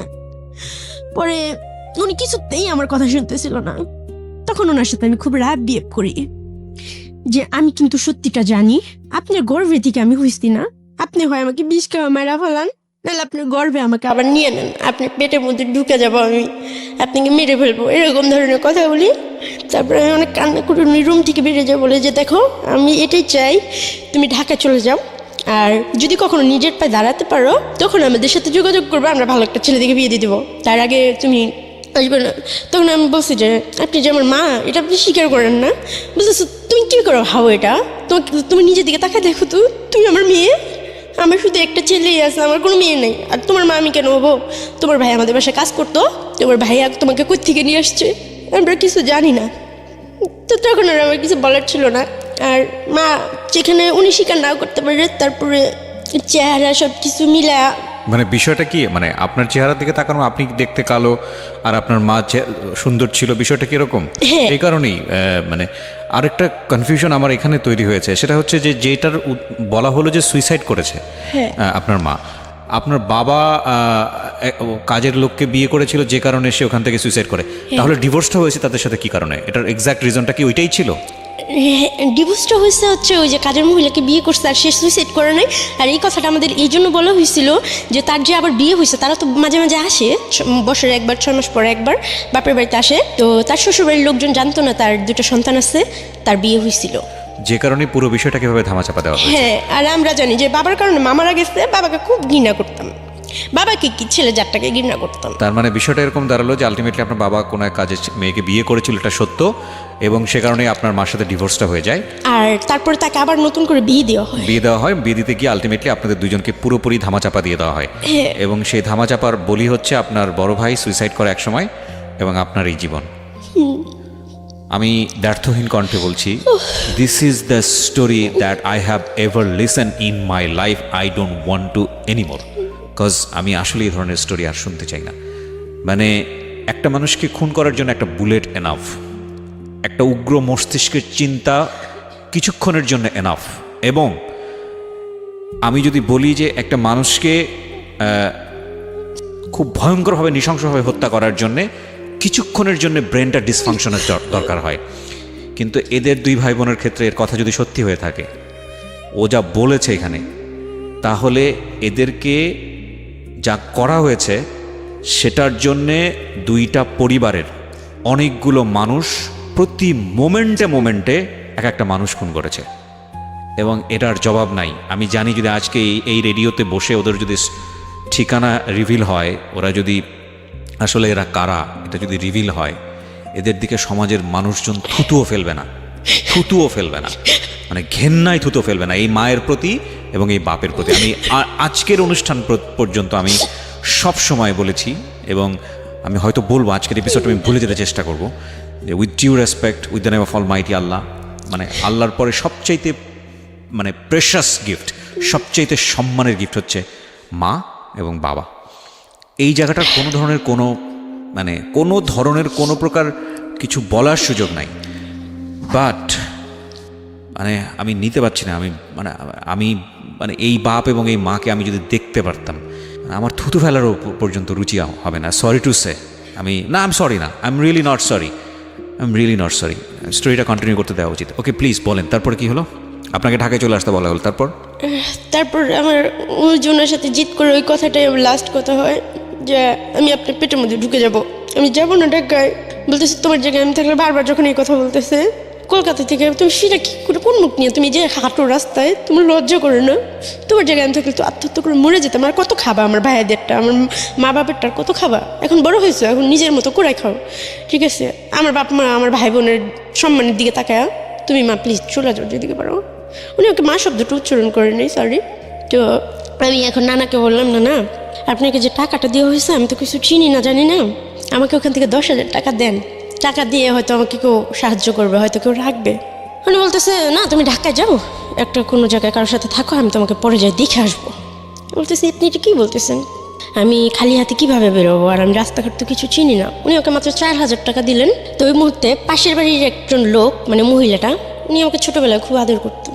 উনি বলতেছে যে দেখো, আমার মামিকে বলতেছে, আমার নানাকে বলতেছে যে ও যাই করে আসছে, ও যদি কেউ হয়, তারপর আমরা সাদা কাগজে বন্ডে সাইন করা ও সমস্ত দায়িত্ব নেব, ওকে আমরা ভালো ছেলে দেখে বিয়ে দিব। এটা পাশের বাড়ির। আচ্ছা। ওই আন্টির নাম হচ্ছে সুলতান আন্টি। ওনার মা আমাকে খুব ভালোবাসতো, উনিও আমাকে খুব ভালোবাসতো, ওনার বাবা, মানে ওদের পরিবারটা আমার ভালোবাসতো, মানে এই পাশাপাশি রুম। তারপর ওনাকে বললাম যে দেন আমাকে 10,000 টাকা দেন। তো উনি পুরো 45,000 টাকা আমাকে ছুঁড়ে আমার গায়ের উপরে। তখন আমি ভাবতেছি এত বোকা ছিলাম যে টাকার জন্য আমার নানা আমাকে ভালোবাসবে না, আমার নানা আমার সাথে কথা বলবে না, না আমি টাকা নিব না, যা হয় হবে। তখন আমি বললাম ঠিক আছে, টাকা আপনার কাছে রেখে দেন। তো আমার নানা কী করলো, আমাকে রাতটা ওখানে থাকতে দেওয়া হলো। নানা আমাকে শাক ভাজি দিয়ে ভাত নিয়ে আসছে। তো আমার নানি সেটা দেখছে, আমি খাইতে চাইনি। তো আমি অনেক বোঝানোর পরে আমার নানা অনেক মায়া করে কথা বলতেছে। আর আমি ছোটোবেলা থেকে একটু ভালোবাসাই চাইছি, দামি পোশাকও চাইনি, ভালো খাবারও চাইনি। অনেক আদর করে বলার পরে মাত্র ভাতের প্লেটে হাতটা রাখছি, আমার নানি এসে ভাতের প্লেটটা ফালাই দিল। কুকুরগুলো ভাতগুলো খেলাম। পরে আমার আন্টি যে ছিল, আমার মার যে বোন, ওনার বিয়ে হয়েছে, ওনার ছেলেই আমাকে বলছে জুনি আমার মা হয়। আর একটা মেয়েও আছে, ওনার ছেলে ম্যাট্রিক পরীক্ষা দিছে আমার সমান বসে, এখন কোন ক্লাসে পড়ে আমি জানি না। আর ওনার মেয়ে আছে, ওনার হাজব্যান্ড উনি অনেক সুন্দর। উনি হাজব্যান্ড আমার সাথে ছোটোবেলা অনেক রাব বিয়ে পড়তো, তখন আমি বুঝতাম না। তো আমি ওনাকে ফোন দিই যে আন্টি এরকম এরকম আমাকে তো বের করে দিছে, আপনার বাসায় থাকে কি আমি চাকরি করতে পারবো? ওনার বাসার ওখানে গার্মেন্টস আছে। বলছে হ্যাঁ তুমি চলে আসো, সমস্যা নেই, তুই চাকরি করবা, টাকা দিবা, থাকবা, খাবার, সমস্যা কি? দরকার হলে আমি আমার বাসায় না থাকতে পারলে আরেক বাসায় ঠিক করে দেবো। যখন আমরা আঙ্কেলকে ফোন দেওয়া হয়, রাত হয়ে যায়, রাত 8-9 বাজে। আঙ্কেল আমাকে বলতেছে, ওনাকে আমি আব্বু বলে ডাকতাম। আমি এই জন্য আব্বু বলে ডাকতাম, উনি যে স্পর্শ আমাকে করতো আমার খুব বাজে লাগতো, তো ওনাকে আমি বাবা বলে ডাকতাম। তো বলতেছে আব্বু আমি কিন্তু আসতেছি। তো উনি বলতেছে দেখো তুমি সব পাইবা, তোমাকে জামা কিনে দেবো, ভালো ড্রেস আপ দেবো, সব দিব, কিন্তু তোমার আমার সাথে থাকতে হবে, আমার সাথে ফিজিক্যাল করতে হবে, আমার যখন ইচ্ছা তখন তোমার সাথে ফিজিক্যাল করতে হবে। আমি বলতেছি আমি আপনাকে বাবা বলে ডাকছি, এটা কীভাবে সম্ভব? এর থেকে তো মরে যাওয়াই ভালো। তো ওনার মনে এতটুকু আমার জন্য দয়া হয় না, ওনারা কিন্তু মেয়ে আছে। উনি বলতেছে এটা না হলে তুমি আমার বাসায় যেতে পারবা না। ভাগ্য কত নিষ্ঠুর হয়ে আমার জন্য দাঁড়াইছিল, এতে আমার কোনো দোষ ছিল? তো আমি আন্টিকেও আর কিছু বলতে পারলাম না যে আন্টি আঙ্কেল আমাকে এই কথা বলতেছে, আর ওনাকে আমি বাবা বলে যেখানে ডাকি। তো আমি ওনার রাস্তায় বাসার সামনে যাই, ফিরে আসলাম। তো যে মেয়েটার সাথে আমি কাজ করি, ওই যে আমার অপারেটর ছিল, ও ঢাকা আসতো, পরে ওর বাসায় আমাকে নিয়ে গেল। মেয়েটা স্মোকিং করতো। তো ওই রাতে আমি অনেকগুলা 1 প্যাকেট সিগারেট কিনে সিগারেট খাইতে পারতাম না, বাট আমি ট্রাই করি সিগারেট খাওয়ার জন্য। মানুষ বলে সিগারেট খেলে কষ্ট চলে যায়।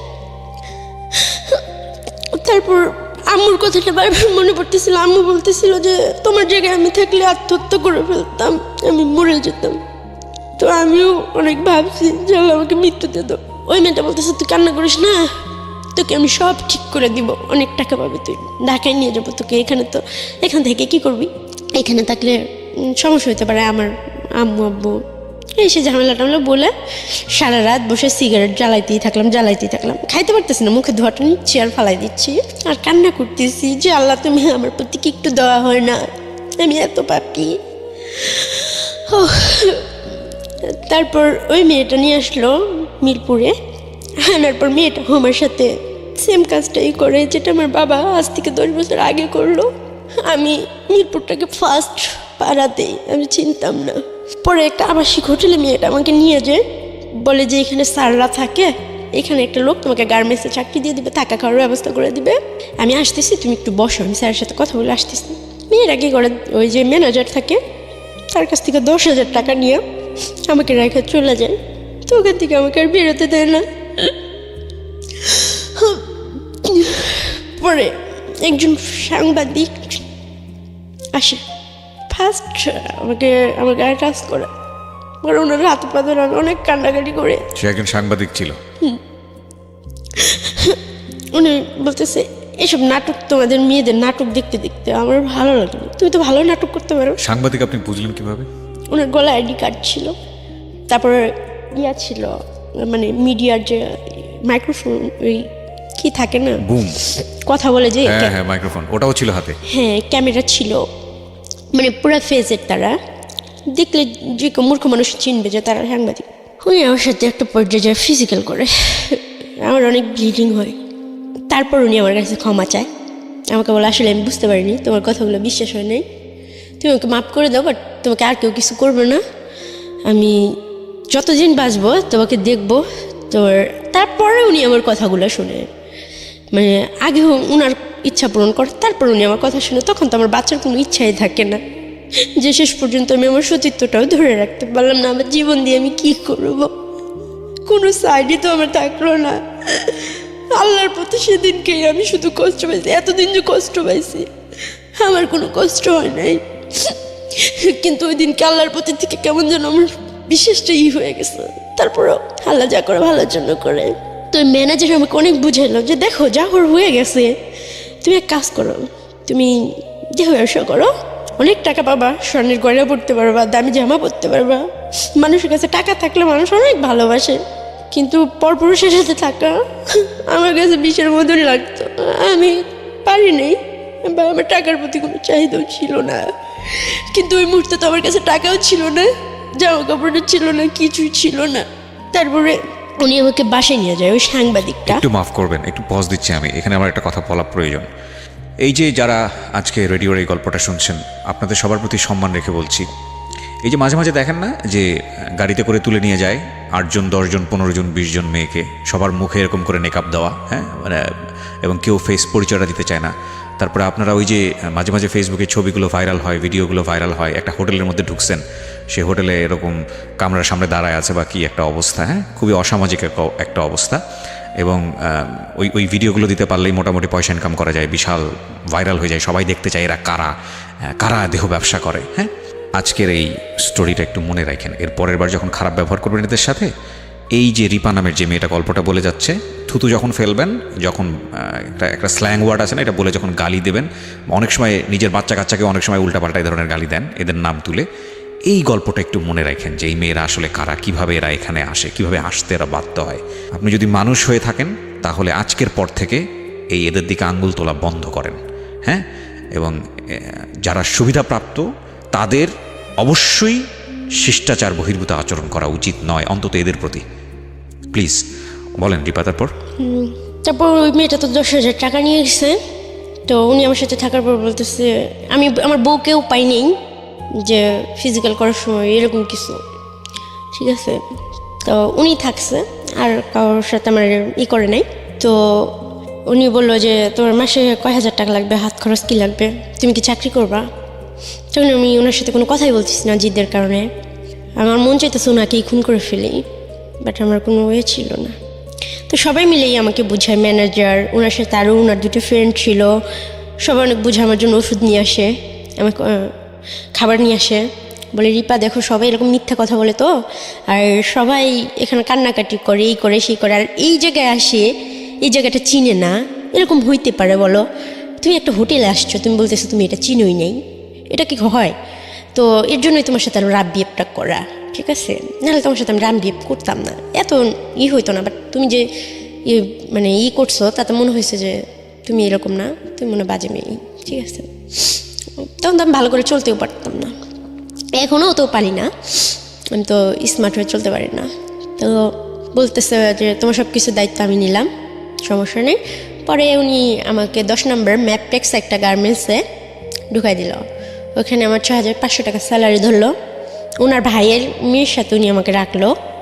তো ওনার বউ বাচ্চা আছে, যার কারণে ওনার নামটা আমি বলতেছি না।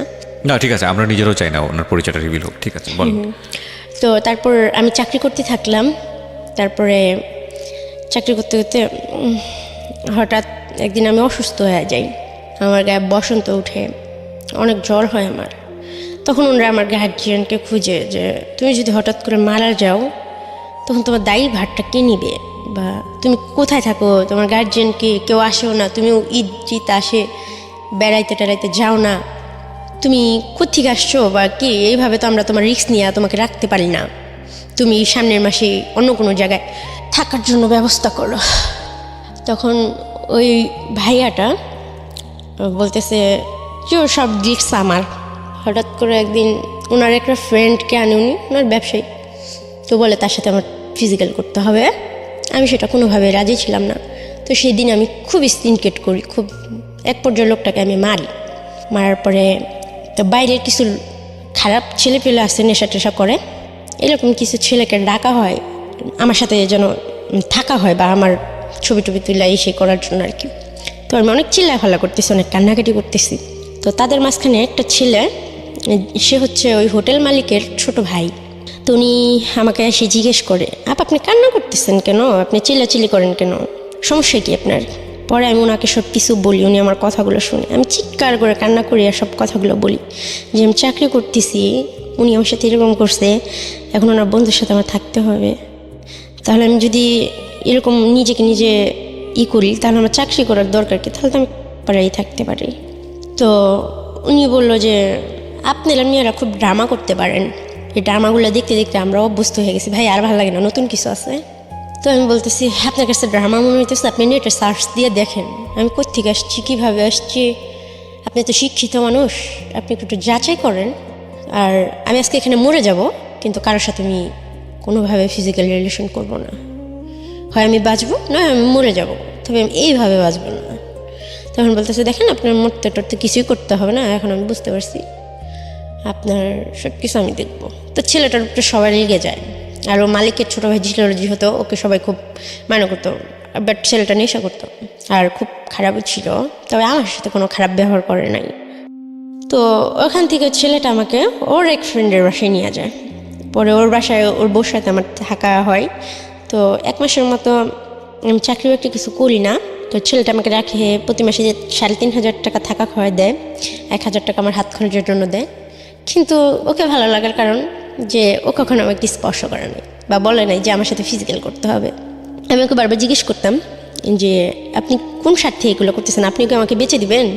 আমাকে ভালো ড্রেস কিনে দিচ্ছে, পার্লারে নিয়ে গেছে, বলছে তুমি এই করো, চুল কাটো, চুলটা এইভাবে কালার করো, এই করো সেই করো, বুড়ো প্লাক করো, অনেক কিছু বলতেছে। উন্নাটা এইভাবে পরবা, জামাটা এইভাবে পরবা, এই জুতা পরবা, লিপস্টিক পরবা, অনেক কিছু বলতেছে। এরকম করতে করতে এটা 2016 সালের ঘটনা বলতেছি আমি। ছেলেটা আমার সাথে বাইরে আমাকে ঘুরতে নিয়ে যায়। ছেলেটা ফার্স্ট আমাকে খাবার মুখে তুলে খাওয়ায় দেয়, একটা বিছনা নিয়ে বসতে দেয়। তো এগুলো আমার জীবনে সত্যি খুব অকল্পনীয় ছিল, যেগুলো আমি নিজেকে খুবই ছোট মনে করতাম যে আমাকে নিয়ে কেউ কখনো রাস্তায় ফুচকা খেতে বসে নাই, আমার সাথে কেউ কথা বলে নাই, আর আমাকে মুখ তুলে কেউ খাবার খাওয়াই দেয় নাই। তো এই ছেলেটা আমাকে খাওয়াই দিছে, ঘুরতে নিয়ে গেছে, বাট কখনো ওই রিক্সা বসে যে ছেলেরা হাতে এই করে সেই করে, সেগুলো এই ছেলেটা কখনো করে নাই। তো আমি ওকে ভালোবাসবো বা ভালোবাসা শব্দটা বা স্বামীর সংসার এগুলো কখনো আমার মধ্যে ছিল না, বাট ও আমার ভিতরে এগুলো জাগাইছে বা বুঝাইছে, দেখাইছে, চেষ্টা করছে, অনেক কিছু করছে। ও আমি করতে চাইনি, বাধ্য হয়েছি, মানে ভালোবাসা। আসলে আমি জানি না এটা ভালোবাসা ছিল কি না, আমি তো বুঝি না আসলে ভালোবাসা কি। তো ও আমাকে একটা রুম নিয়ে দেয় পরের মাসে, সাবলেট। রুমটা অনেক সুন্দর, এটা হচ্ছে টেকনিক্যাল দারুস সালাম থানার সাথে, বাসাটা 6 তলায়। তো ওর এক বন্ধু আর বন্ধুর ওয়াইফ আর আমি আর ও কাজটা শেষ করে, ওরা সবাই ঢাকায় স্থানীয়, ওরা 6-7 ভাই, অনেক বড় লোক, নিজেদের সব ব্যবসা বাণিজ্য আছে। তো ও বাসায় কাজ শেষ করে হাজব্যান্ডের মতো মানে প্রতিদিন বাসায় ফিরতো রাত 10টা 10:30টার মধ্যে। আর সে আমার কপালে একটা কিস করতো, আমার হাতে একটা কিস করতো। তারপর তো ম্যারিড ছিল, রাইট? না, ম্যারিড ছিল না। না, ওর বড় ভাই এখনো বিয়ে করে নাই, বাংলা কলেজে পড়ে। তো দেখতে অনেক হ্যান্ডসাম ছিল, অনেক সুন্দরী ছিল। তো ওনাকে কখনোই মানে স্পর্শ করবো বা ওনার কাছে যাবো, আমি ওনাকে ভালোবাসবো, ওনার ওয়াইফ হওয়ার চিন্তা করবো, এটা তো আমি কখনো কল্পনাও ভাবিনি। বা কারণে আমি কেন কোনো ছেলেকে কিছু দেওয়ার মতো আমার মনে হইতো যে আমার কাছে কিছু নাই। আর আমার যে জীবন, আমার মনে হয় না যে এই জীবনের পাশে কোনো ছেলে সারা জীবন থাকবে। আর আমি কী দেবো, না আছে রূপ, না আছে গুণ, না আছে শিক্ষাগত যোগ্যতা, না আছে বংশ পরিচয়, যার কারণে বিয়েটাকে আমি খুবই ভয় পেতাম। আর যখন আমি গার্মেন্টসে চাকরি করছি, আমি দেখছি অনেক সুন্দর সুন্দর মেয়েরা 3টা 4টা করে বিয়ে হয়েছে, বেবি আছে, অনেক কষ্টের জীবন, কিছু সমস্যা হইলেই ছেলেরা ছাইরা চলে যায়, যার কারণে আমি বিয়েটা কখনো সাহস পাইনি। তো আমাকে চাকরি বাকরি করতে না করলো, সব কিছু দিত, আমার কাপড় চোপড় আমাকে খুব সুন্দর করে সাজায় রাখতো পুতুলের মতো। তো এতটা সম্মান আমার লাইফে ফার্স্ট কেউ আমাকে সত্যি দিল। তো এই একটা মাস আমার জীবনে ছিল যে খুবই সুখের, খুব আনন্দের। তো ও আমাকে স্পর্শ করতো না, ও বাইরে হয়তো কী করতো না করতো জানি না। তো এরকমভাবে থাকতাম, রান্না বান্না করতাম, প্রতিদিন ওর জুতাটা মুছা পায়ে পরাই দিতাম ও যখন ঘর থেকে বের হইতো। ওর বন্ধুরা আফসোস করতো যে এরকম একটা মেয়ে যদি আমি পাইতাম, ওকে আমি বিয়ে করতাম, সারাটা জীবন আমার কাছে রাখতাম। আজকালকার মেয়েরা জুতো পরাই দেবো পায়ে, মানে এরকম ধরনের কথা বলতো। বন্ধু তুই অনেক ভাগ্যবান রে, মেয়েটা তোকে খুব ভালোবাসে। আমি আসলে ওকে ভালোবাসে না, ওকে শ্রদ্ধা করে এই জিনিসটা করতাম, ভালোবাসাটা আমার মধ্যে কখনো ছিল না। তখন আমাকে একদিন বলতেছি, লিপা তুমি কি আমাকে বিয়ে করবা? হ্যাঁ বলতেছি, দেখেন আপনারা এরকম মজা টজা করেন, ঠিক আছে, হ্যাঁ আমাদের মতো মেয়েকে নিয়ে বিয়ে করবেন, আর আমার লাইফটা তো আপনি সবই জানেন। হ্যাঁ আমি ভাই বিয়ে করবো না, আর আপনার সাথে আমি এইভাবে থাকবো না। আমি নিজের পা নিজে দাঁড়াইতে চাই, আমি কিছু করতে চাই, আমার নিজের একটা পরিচয় বানাইতে চাই। তখন বলতেছে, দেখো তোমার কি আমাকে অবিশ্বাস হয়, আমাকে মনে হয় যে খারাপ ছেলে আমি। পরে আমি বলতেছি, এত আদর যত্ন করে আপনি আমার 2 মাস পর বিক্রি করে দেবেন না, তার তো কোনো গ্যারান্টি নেই। পরে বলতেছে, আসলে বিশ্বাস জিনিসটা তোমার ভিতরে মরেই গেছে। তখন ছেলেটা আমাকে প্রতিদিন রাতে একটা করে ছুরা শিখাইতো। আমি নামাজ রোজা পড়তে পারতাম না, তো খুব ভালোবাসতাম। ফজরের নামাজ পড়াইতো, তাহাজ্জুদের নামাজ পড়াইতো, 5 ওয়াক্ত আমাকে নামাজ পড়াইতো ছেলেটা। আল্লাহ তাআলার প্রতি অনেক কথা বলতো, অনেক ধার্মিক টাইপের ছেলে ছিল। বাট সে নেশা করতো, সিগারেট খাইতো, এই করতো সে করতো। আমি প্রচুর সিগারেট খাইতাম, এখনও খাই আমি। তো এরকম করতো। পর ছেলেটার মানে 1-2 মাস, প্রায় 1 বছর হয়ে গেল। 2017 সাল পর্যন্ত আমরা একইভাবে একই ছাদের নিচে ছিলাম। পরে আস্তে আস্তে ওর সাথে আমার ফিজিক্যাল রিলেশন হয়। ও আমাকে খুব আদর করতো। তো ও বলে যে তোমাকে আমি একটা বেবি দেবো, তবে রিপা একটা শর্ত হচ্ছে যে আমি ফ্যামিলিকে একটা বিয়ে করব, তুমি আমার বউ হয়ে সারা জীবন ঢাকায় থাকবা, তোমাকে আলাদা আমি একটা বাড়ি করে দেবো, আর তোমাকে একটা বেবি দিয়ে দেবো, আর একটা পার্লার দিয়ে দেবো, বিউটি পার্লার। আর তোমাকে আমার ফ্যামিলিতে নিতে পারবো না, তুমি যদি একটা ভিক্ষুকের মেয়েও হইতাও আমার মার কাছে নিয়ে আমি তোমাকে রেখে দিতাম, বলতাম যে একটা ভিক্ষুকের মেয়ে। আর আমার হোটেলেই তোমার সাথে যে ঘটনাটা ঘটছে সেটা আমার ফ্যামিলির, আমার বড় ভাই, কোনো ভাই বলে মানিয়ে নেবো না যে এমন একটা মেয়ে আমার লাইফ পার্টনার হবে। তো সেটা বোঝার মতোই যে হ্যাঁ সত্যি। তো ছেলেটা আমার জন্য এত কিছু করতো, বা কখনো আমার টর্চার করতো না, কখনো মানসিকভাবে আমার খুশিটা দেখার চেষ্টা করতো। তাই আমি ওকে আস্তে আস্তে হয়তো বিশ্বাস করি, ভাবি যে ছেলেটা হয়তো আমার পাশে থাকবে। এরকম করতে করতে 2017 সাল পর্যন্ত আমরা একসাথে থাকি। অনেকই ভালোবাসি ছেলেটা। তো প্রত্যেকটা মেয়েকে ছেলেরা গোলাপ ফুল দেয়। তো আমার জীবনেও খুবই ছিল যে আমাকে যদি সত্যি কেউ ভালোবাসে আমাকে একটা গোলাপ ফুল দিবে, আমাকে যদি কেউ দিত। আমি এতটাই খারাপ দেখতে, আমাকে কোনো ছেলে গোলাপ ফুল দিল না, আমার খুব দুঃখ ছিল। তো একদিন পয়লা বৈশাখের দিন ও হঠাৎ করেই একটা কানের দুল নিয়ে আসছে আর একটা গোলাপ ফুল নিয়ে আসছে। আয়শা ও অন্যদিকে হাসতেছে আর ফুলটা আমাকে দিছে। মনে হয় যে পৃথিবীর সবচেয়ে সুখের দিন ছিল এটা আমার, যে আমাকে ফার্স্ট কেউ ফুল দিছে। তো আমি খুব খুশি ছিলাম। আমি ভাবছিলাম সত্যি ও আমাকে বউ হিসাবে হয়তোই করতেছে, বা আমি হয়তো ওর বউ হয়ে থাকতে পারবো সারা জীবন, বা সারা জীবন ও হয়তো আমাকে দেখবে। কিন্তু সেটা কল্পনাই ছিল আমার, আর কিছু না। তো এরকম করতে হঠাৎ করে আমার পেটে বেবি চলে আসে।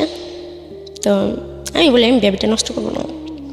ও বলে দেখো রে পায়, এখন তো বেবি নেওয়ার সময় হয় নাই, বেবিটা তুমি নষ্ট করে দাও। কিছুতে আমি কথাটা শুনি না। তারপরে বেবিটা নষ্ট করে দেওয়া হয় ওষুধ খাওয়া। তো আমার অনেক ব্লিডিং হয়, আবার আমার জ্বর টর আসে। তো আমার ফ্যামিলিকে খোঁজার চেষ্টা করে, বলে তোমার ফ্যামিলির সাথে যেভাবেই হোক আমি তোমার দেখি ফ্যামিলির সাথে অ্যাডজাস্ট করা দিতে পারি কিনা, তুমি আমার কথা শুনবা কিনা। তো একটা ছেলে আমার জন্য এত কিছু করতেছে, আজকে সেই 2015 সাল থেকে 16-17 পার হয়ে গেল, এত কিছু করতেছে। ছেলের কথাটা আমার শোনা উচিত। তাছাড়া আমার ফ্যামিলিকে আমি অনেক মিস করি, ভালোবাসি, চাই তাদেরকে পেতে আমি।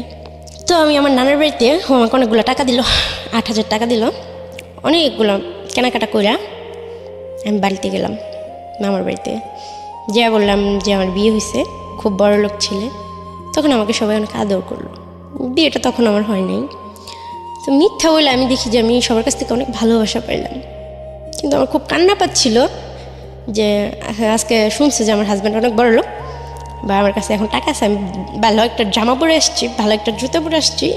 এর জন্য আমার যে মামিরা কখনো মানে আমার দিকে তাকাইতো না, তারা বেডে আমাকে বসতে দিচ্ছে। আমি তো অবাক, কিন্তু ওই বেডে আর আমি বসি নাই। আর নানি আমার জন্য খাবার নিয়ে আসছে।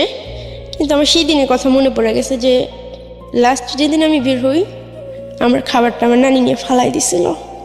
বাট সেদিনকে আমার নানি আমার জন্য মাংস দিয়ে ভাত নিয়ে এসে বলতেছে আমি তোমাকে খাওয়াই দিই মা। নানি মানে অনেক আদর করে বলতেছে। বাট আমি বললাম যে না, আমি রোজা রাখছি, আমি খাবো না। তো আসলে আমি রোজা রাখিনি, আমি ঠিকই বাসা থেকে ভাত খেয়ে গেছি। আসলে ওই খাবারটা খাওয়ার আমার কোনো ইচ্ছেই ছিল না। তো মিথ্যা কথা বলি আমি, আর ওনাদের খুব দেখতে ইচ্ছে করতেছিল, এর জন্য যাই। তো সব কিছুর পরে আমি এক জায়গায় বসি আর নানিকে জিজ্ঞেস করি যে নানি তুমি আমাকে একটা সত্যি কথা বলবো, আমার খুব কষ্ট যে আমি কে, বা আমার ভাই কে ছিল, আমরা কোত্থেকে আসলাম।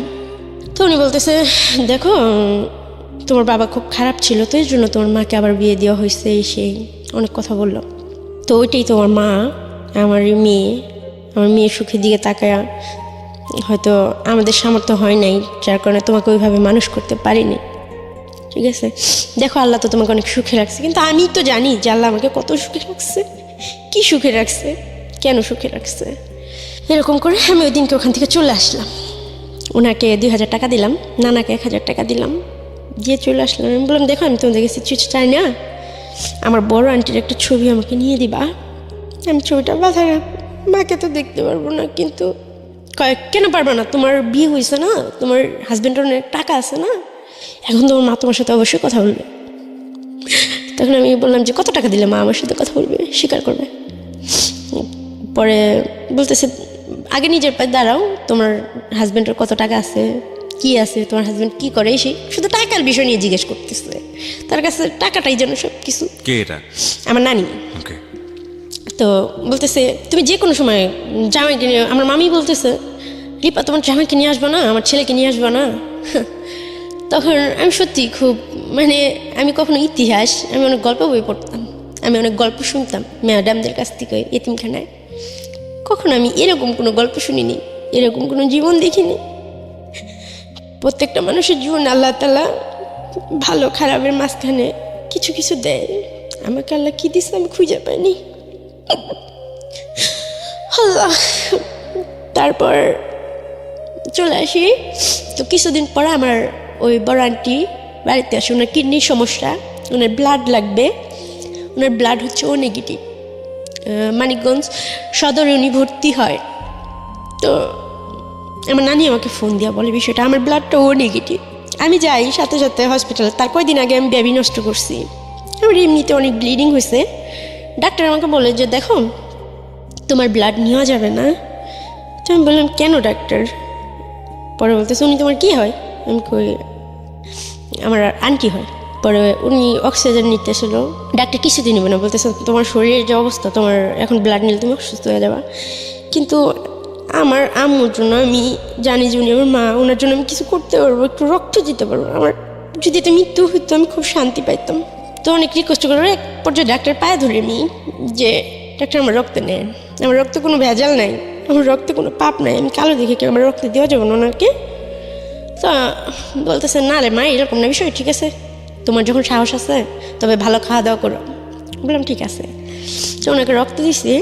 উনি যখন জানতে পারছে উনি হাত থেকে স্যালাইনের ইটি খুলে ফেলছে, ছিটা বিটা। হ্যাঁ ওর রক্ত আমার শরীরে কেন দিয়ে হয়েছে এই সেই, ও আমার জীবনের সব ধ্বংস, ও ও আমার সামনে যেন কখনো না আসে। অনেক চিল্লাচিল্লি করলো, অনেক কিছু করলো। তো তার কিছুদিন পরে, মাসখানিক পরে, এটা 2017 সালের কথা বলতেছি, মানে 16-17 মাসখানে আর কি, আমার সঠিক মনে নেই, উনি কিছুদিন পরে মারা যায়। কেন মারা যায়? মানে ওনার কিডনির সমস্যা, হঠাৎ করে উনি মারা যায়।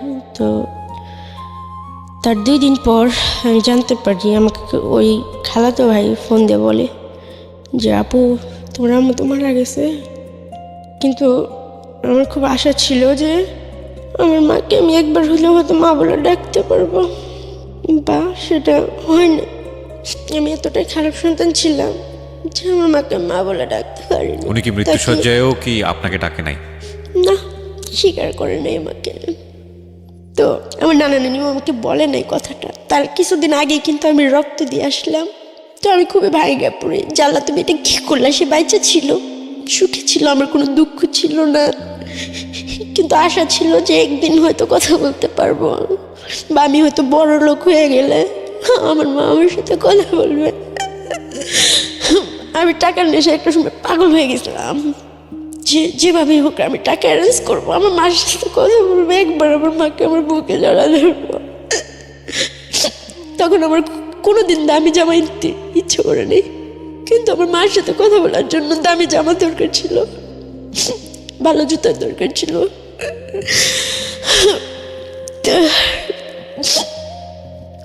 সেটা আমার কাছে ছিল না। তো জানি না সে কেন এমন করছে, আল্লাহ তাকে ভেস্তে নসিব করুক। এখন আমার মার জন্য অনেক দোয়া করে। আমার মাকে আমি দেখিনি, জানি না, তারপর খুব ভালোবাসতাম। মা শব্দটাকে আমি খুব ভালোবাসতাম। সবার মাকে আমি খুব সম্মান করি। আমি কিন্তু মার কাছ থেকে কিছু পাইনি। তারপর আমি বলি সবাইদেরকে, মা যতই খারাপ হোক তারপর মাকে কখনো কষ্ট দেওয়া আমার মনে হয় উচিত না।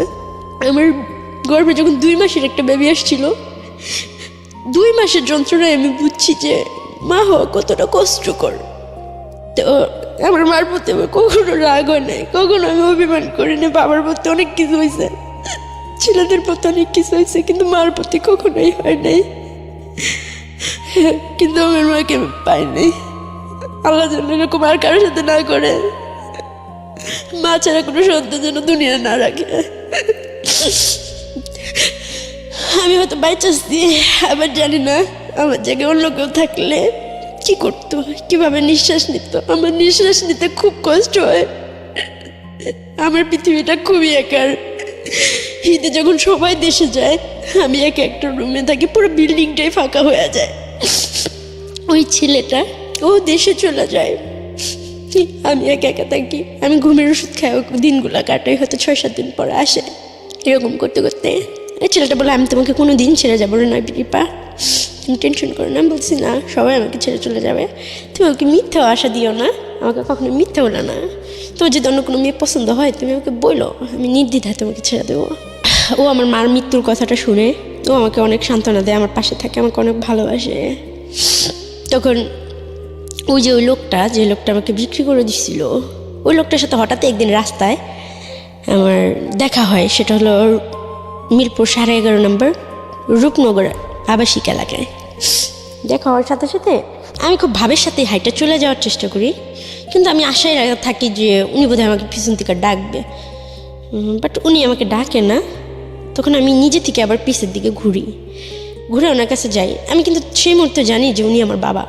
যাওয়ার পরে ওনাকে আমি জিজ্ঞেস করি, আপনি আমার সাথে এরকম কিছু করছেন, ঠিক আছে, আমি আপনার কোনো কিছু বলবো না, কিন্তু একটা সত্যি কথা বলবেন, মানে কোনো বাবাকে এরকম করতে পারে?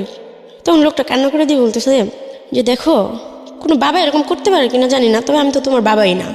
তারপর বললো যে তোমার যে আঙ্কেল ছিল, তোমার যে নানা ছিল, তোমাকে আমার কাছে দিয়ে আমার কাছ থেকে 15,000 টাকা নিয়ে গেছিল। এটা আজ থেকে 10 বছর আগের কথা। আমার কোনো কিছু করার ছিল না, আর আমি জুয়াটা খেলতাম, আমাকে তুমি মাফ করে দিও। আমি বুঝিনি, একটু থামাচ্ছি। হ্যাঁ রিপা, আমি কনফিউজ হয়ে যাচ্ছি। কে দিয়ে গেছে ওনাকে? আমার আঙ্কেল আর আমার নানা। আঙ্কেল বলতে? মানে ওই আঙ্কেলটার কথা বলতেছি, ওই যে আমার ওই আন্টির হাজব্যান্ড, আমার বড় আন্টির হাজব্যান্ড, ছোট আন্টির হাজব্যান্ড, ছোট আন্টির হাজব্যান্ড এবং আমার নানা, এই দুজনে মিলে এই লোকের কাছে দিয়ে গেছে। অবশ্যই তারাই দিয়ে গেছিল যে এটাই তোমার বাবা, আজ থেকে তুমি তোমার বাবার কাছে থাকবা।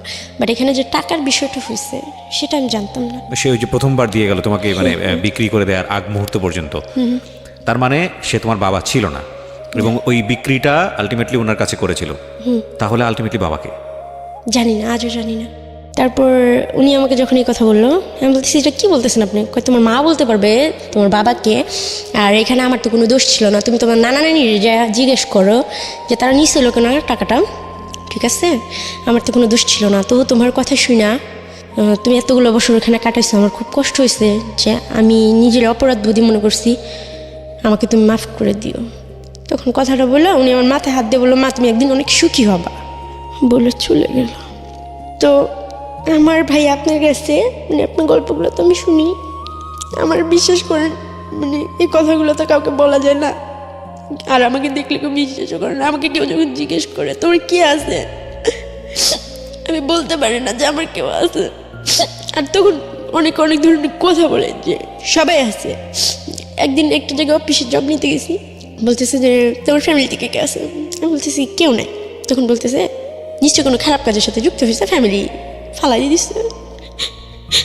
তখন আমি কিছু বলতে পারি। তারপরে আমার কাছে কোনো কাগজপত্র ছিল না, আর আমি 2015 সালে ভোটার হওয়ার পরে যখন বাংলাদেশে আসি, আমার নানা আমাকে ভোটার বানায় দিতেও রাজি হয় না। ওনাকে আমি টাকা সাথী যে আমার ভোটার আইডি কাগজটা খুব দরকার, জন্ম নিবন্ধনের কাগজটা খুব দরকার, চাকরি বাকরির জন্য, উনি দেওয়ার জন্য রাজি হয় না।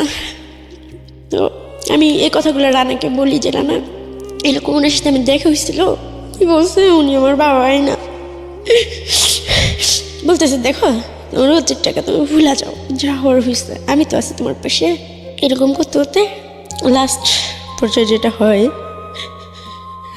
প্রতিদিনই বাসায় আসে, খাবার খরচ সবই দেয়, কোনো রকম দিন যায়। ও আমাকে বলে রিপা পার্লারের কাজটা শিখো। ওকে বলতেছি যে তুমি ওকে যদি ভালোই বাসো তাহলে আমার কোনো কাবির নামার টাকা চাই না, বাট তুমি আমাকে একটা সত্যি সত্যি স্বীকৃতি দাও। এই নাজায়েজ সম্পর্কটা মানে একটা ভেবে আমি নষ্ট করলাম, মানে এই সম্পর্কটা রাখার কি মানে আছে? তো ওর বন্ধু ছিল, তো আমাকে একদিন হঠাৎ করে বলতেছে রিপা, এটা 2018 সালের ঘটনা, রিপা আমার একটা কাজ আছে, আমার খুব ইম্পর্টেন্ট কাজ আছে। আমি ওকে সুন্দর করে জুতা টুটা পরাই দিলাম, শার্টটা বোতামগুলো লাগাই দিলাম। পরে ওর বন্ধু বলতেছে, রিপা তুমি যারা অন্ধবিশ্বাস করো সে তো আসলে তোমার বিশ্বাসের যোগ্য না, তোমাকে ঘরে রেখে আসছে বাট অন্য মেয়ে নিয়ে থাকতেছে। তখন আমি ওর বন্ধুর বাসায় যাই রাত 1টার সময় হাইটা যা দেখি মেয়েটা ওর কোলের পা দিয়ে রাখছে, ওখানে বিয়ার টিয়ার সিগারেট অনেক কিছু রাখা আছে, আর ওর ফোনগুলো বন্ধ, আর একটা ফোন ওই মেয়ের হাতে। তো আমি যা স্তব্ধ হয়ে গেছি, কি বলবো নাকে। তো উনি ওখান থেকে তখন উঠে নাই, বাট ওর বন্ধু যে বসছিল উনি যখন কথা বলতে আসছে আমি ওনাকে জড়া ধরা মানে ফুলের পড়ে গেছি, কান্না করে দিছি যে আমি এটা কী দেখলাম, যাকে আমি এত সম্মান করি মানে পূজা করি, তার পা ধোয়া পর্যন্ত আমি পানি খেয়েছি, তাকে আমি কখনো ঠকাইনি, কখনো মিথ্যা কথা বলিনি, কখনো পরপুরুষের সাথে মিশি নেই, কখনো কারোর সাথে ওইভাবেই করিনি, কিন্তু সে ঠিকই আমাকে বাসায় রাখা অন্য মেয়েদের সাথে থাকতো। তখন সে বের হলো না, ওখান থেকে উঠলো না। তখন আমি ভাবলাম যে আমি মরে যাব, আমার কষ্ট মানে তখন আমি বুঝলাম যে কষ্ট কাকে বলে। কষ্ট যে জিনিসটা মানে এত দিনের কষ্টগুলোর থেকে মানে ওই দিনটা মানে আমার স্বামী হিসেবে তাকে যে আমি করি মানে এটার থেকে মানে বড় কষ্ট আমার কাছে কিছু মনে হয় নাই। তো সারা রাত আমি বৃষ্টিতে ভিজা বাইরে দাঁড়াই থাকি গেটের বাইরে। সকালবেলা দাঁড়ান জিজ্ঞেস করে কী হয়েছে, আমি বলে আমার হাজব্যান্ড একটা বাইরের মেয়ে নিয়ে আসছে টাকা দিয়ে, এই বাসায় এনে থাকতেছে। তো আমাকে মারতে মারতে বাসায় নিয়ে আসে, আসার পরে বলে তোর সাথে আমার সম্পর্ক শেষ, তুই এবার যা মন চাই তুই তাই করগা, তুই আর আমার কোনদিন ফোন টোন দিবি না, আমার কাছে আসার চেষ্টা করবি না।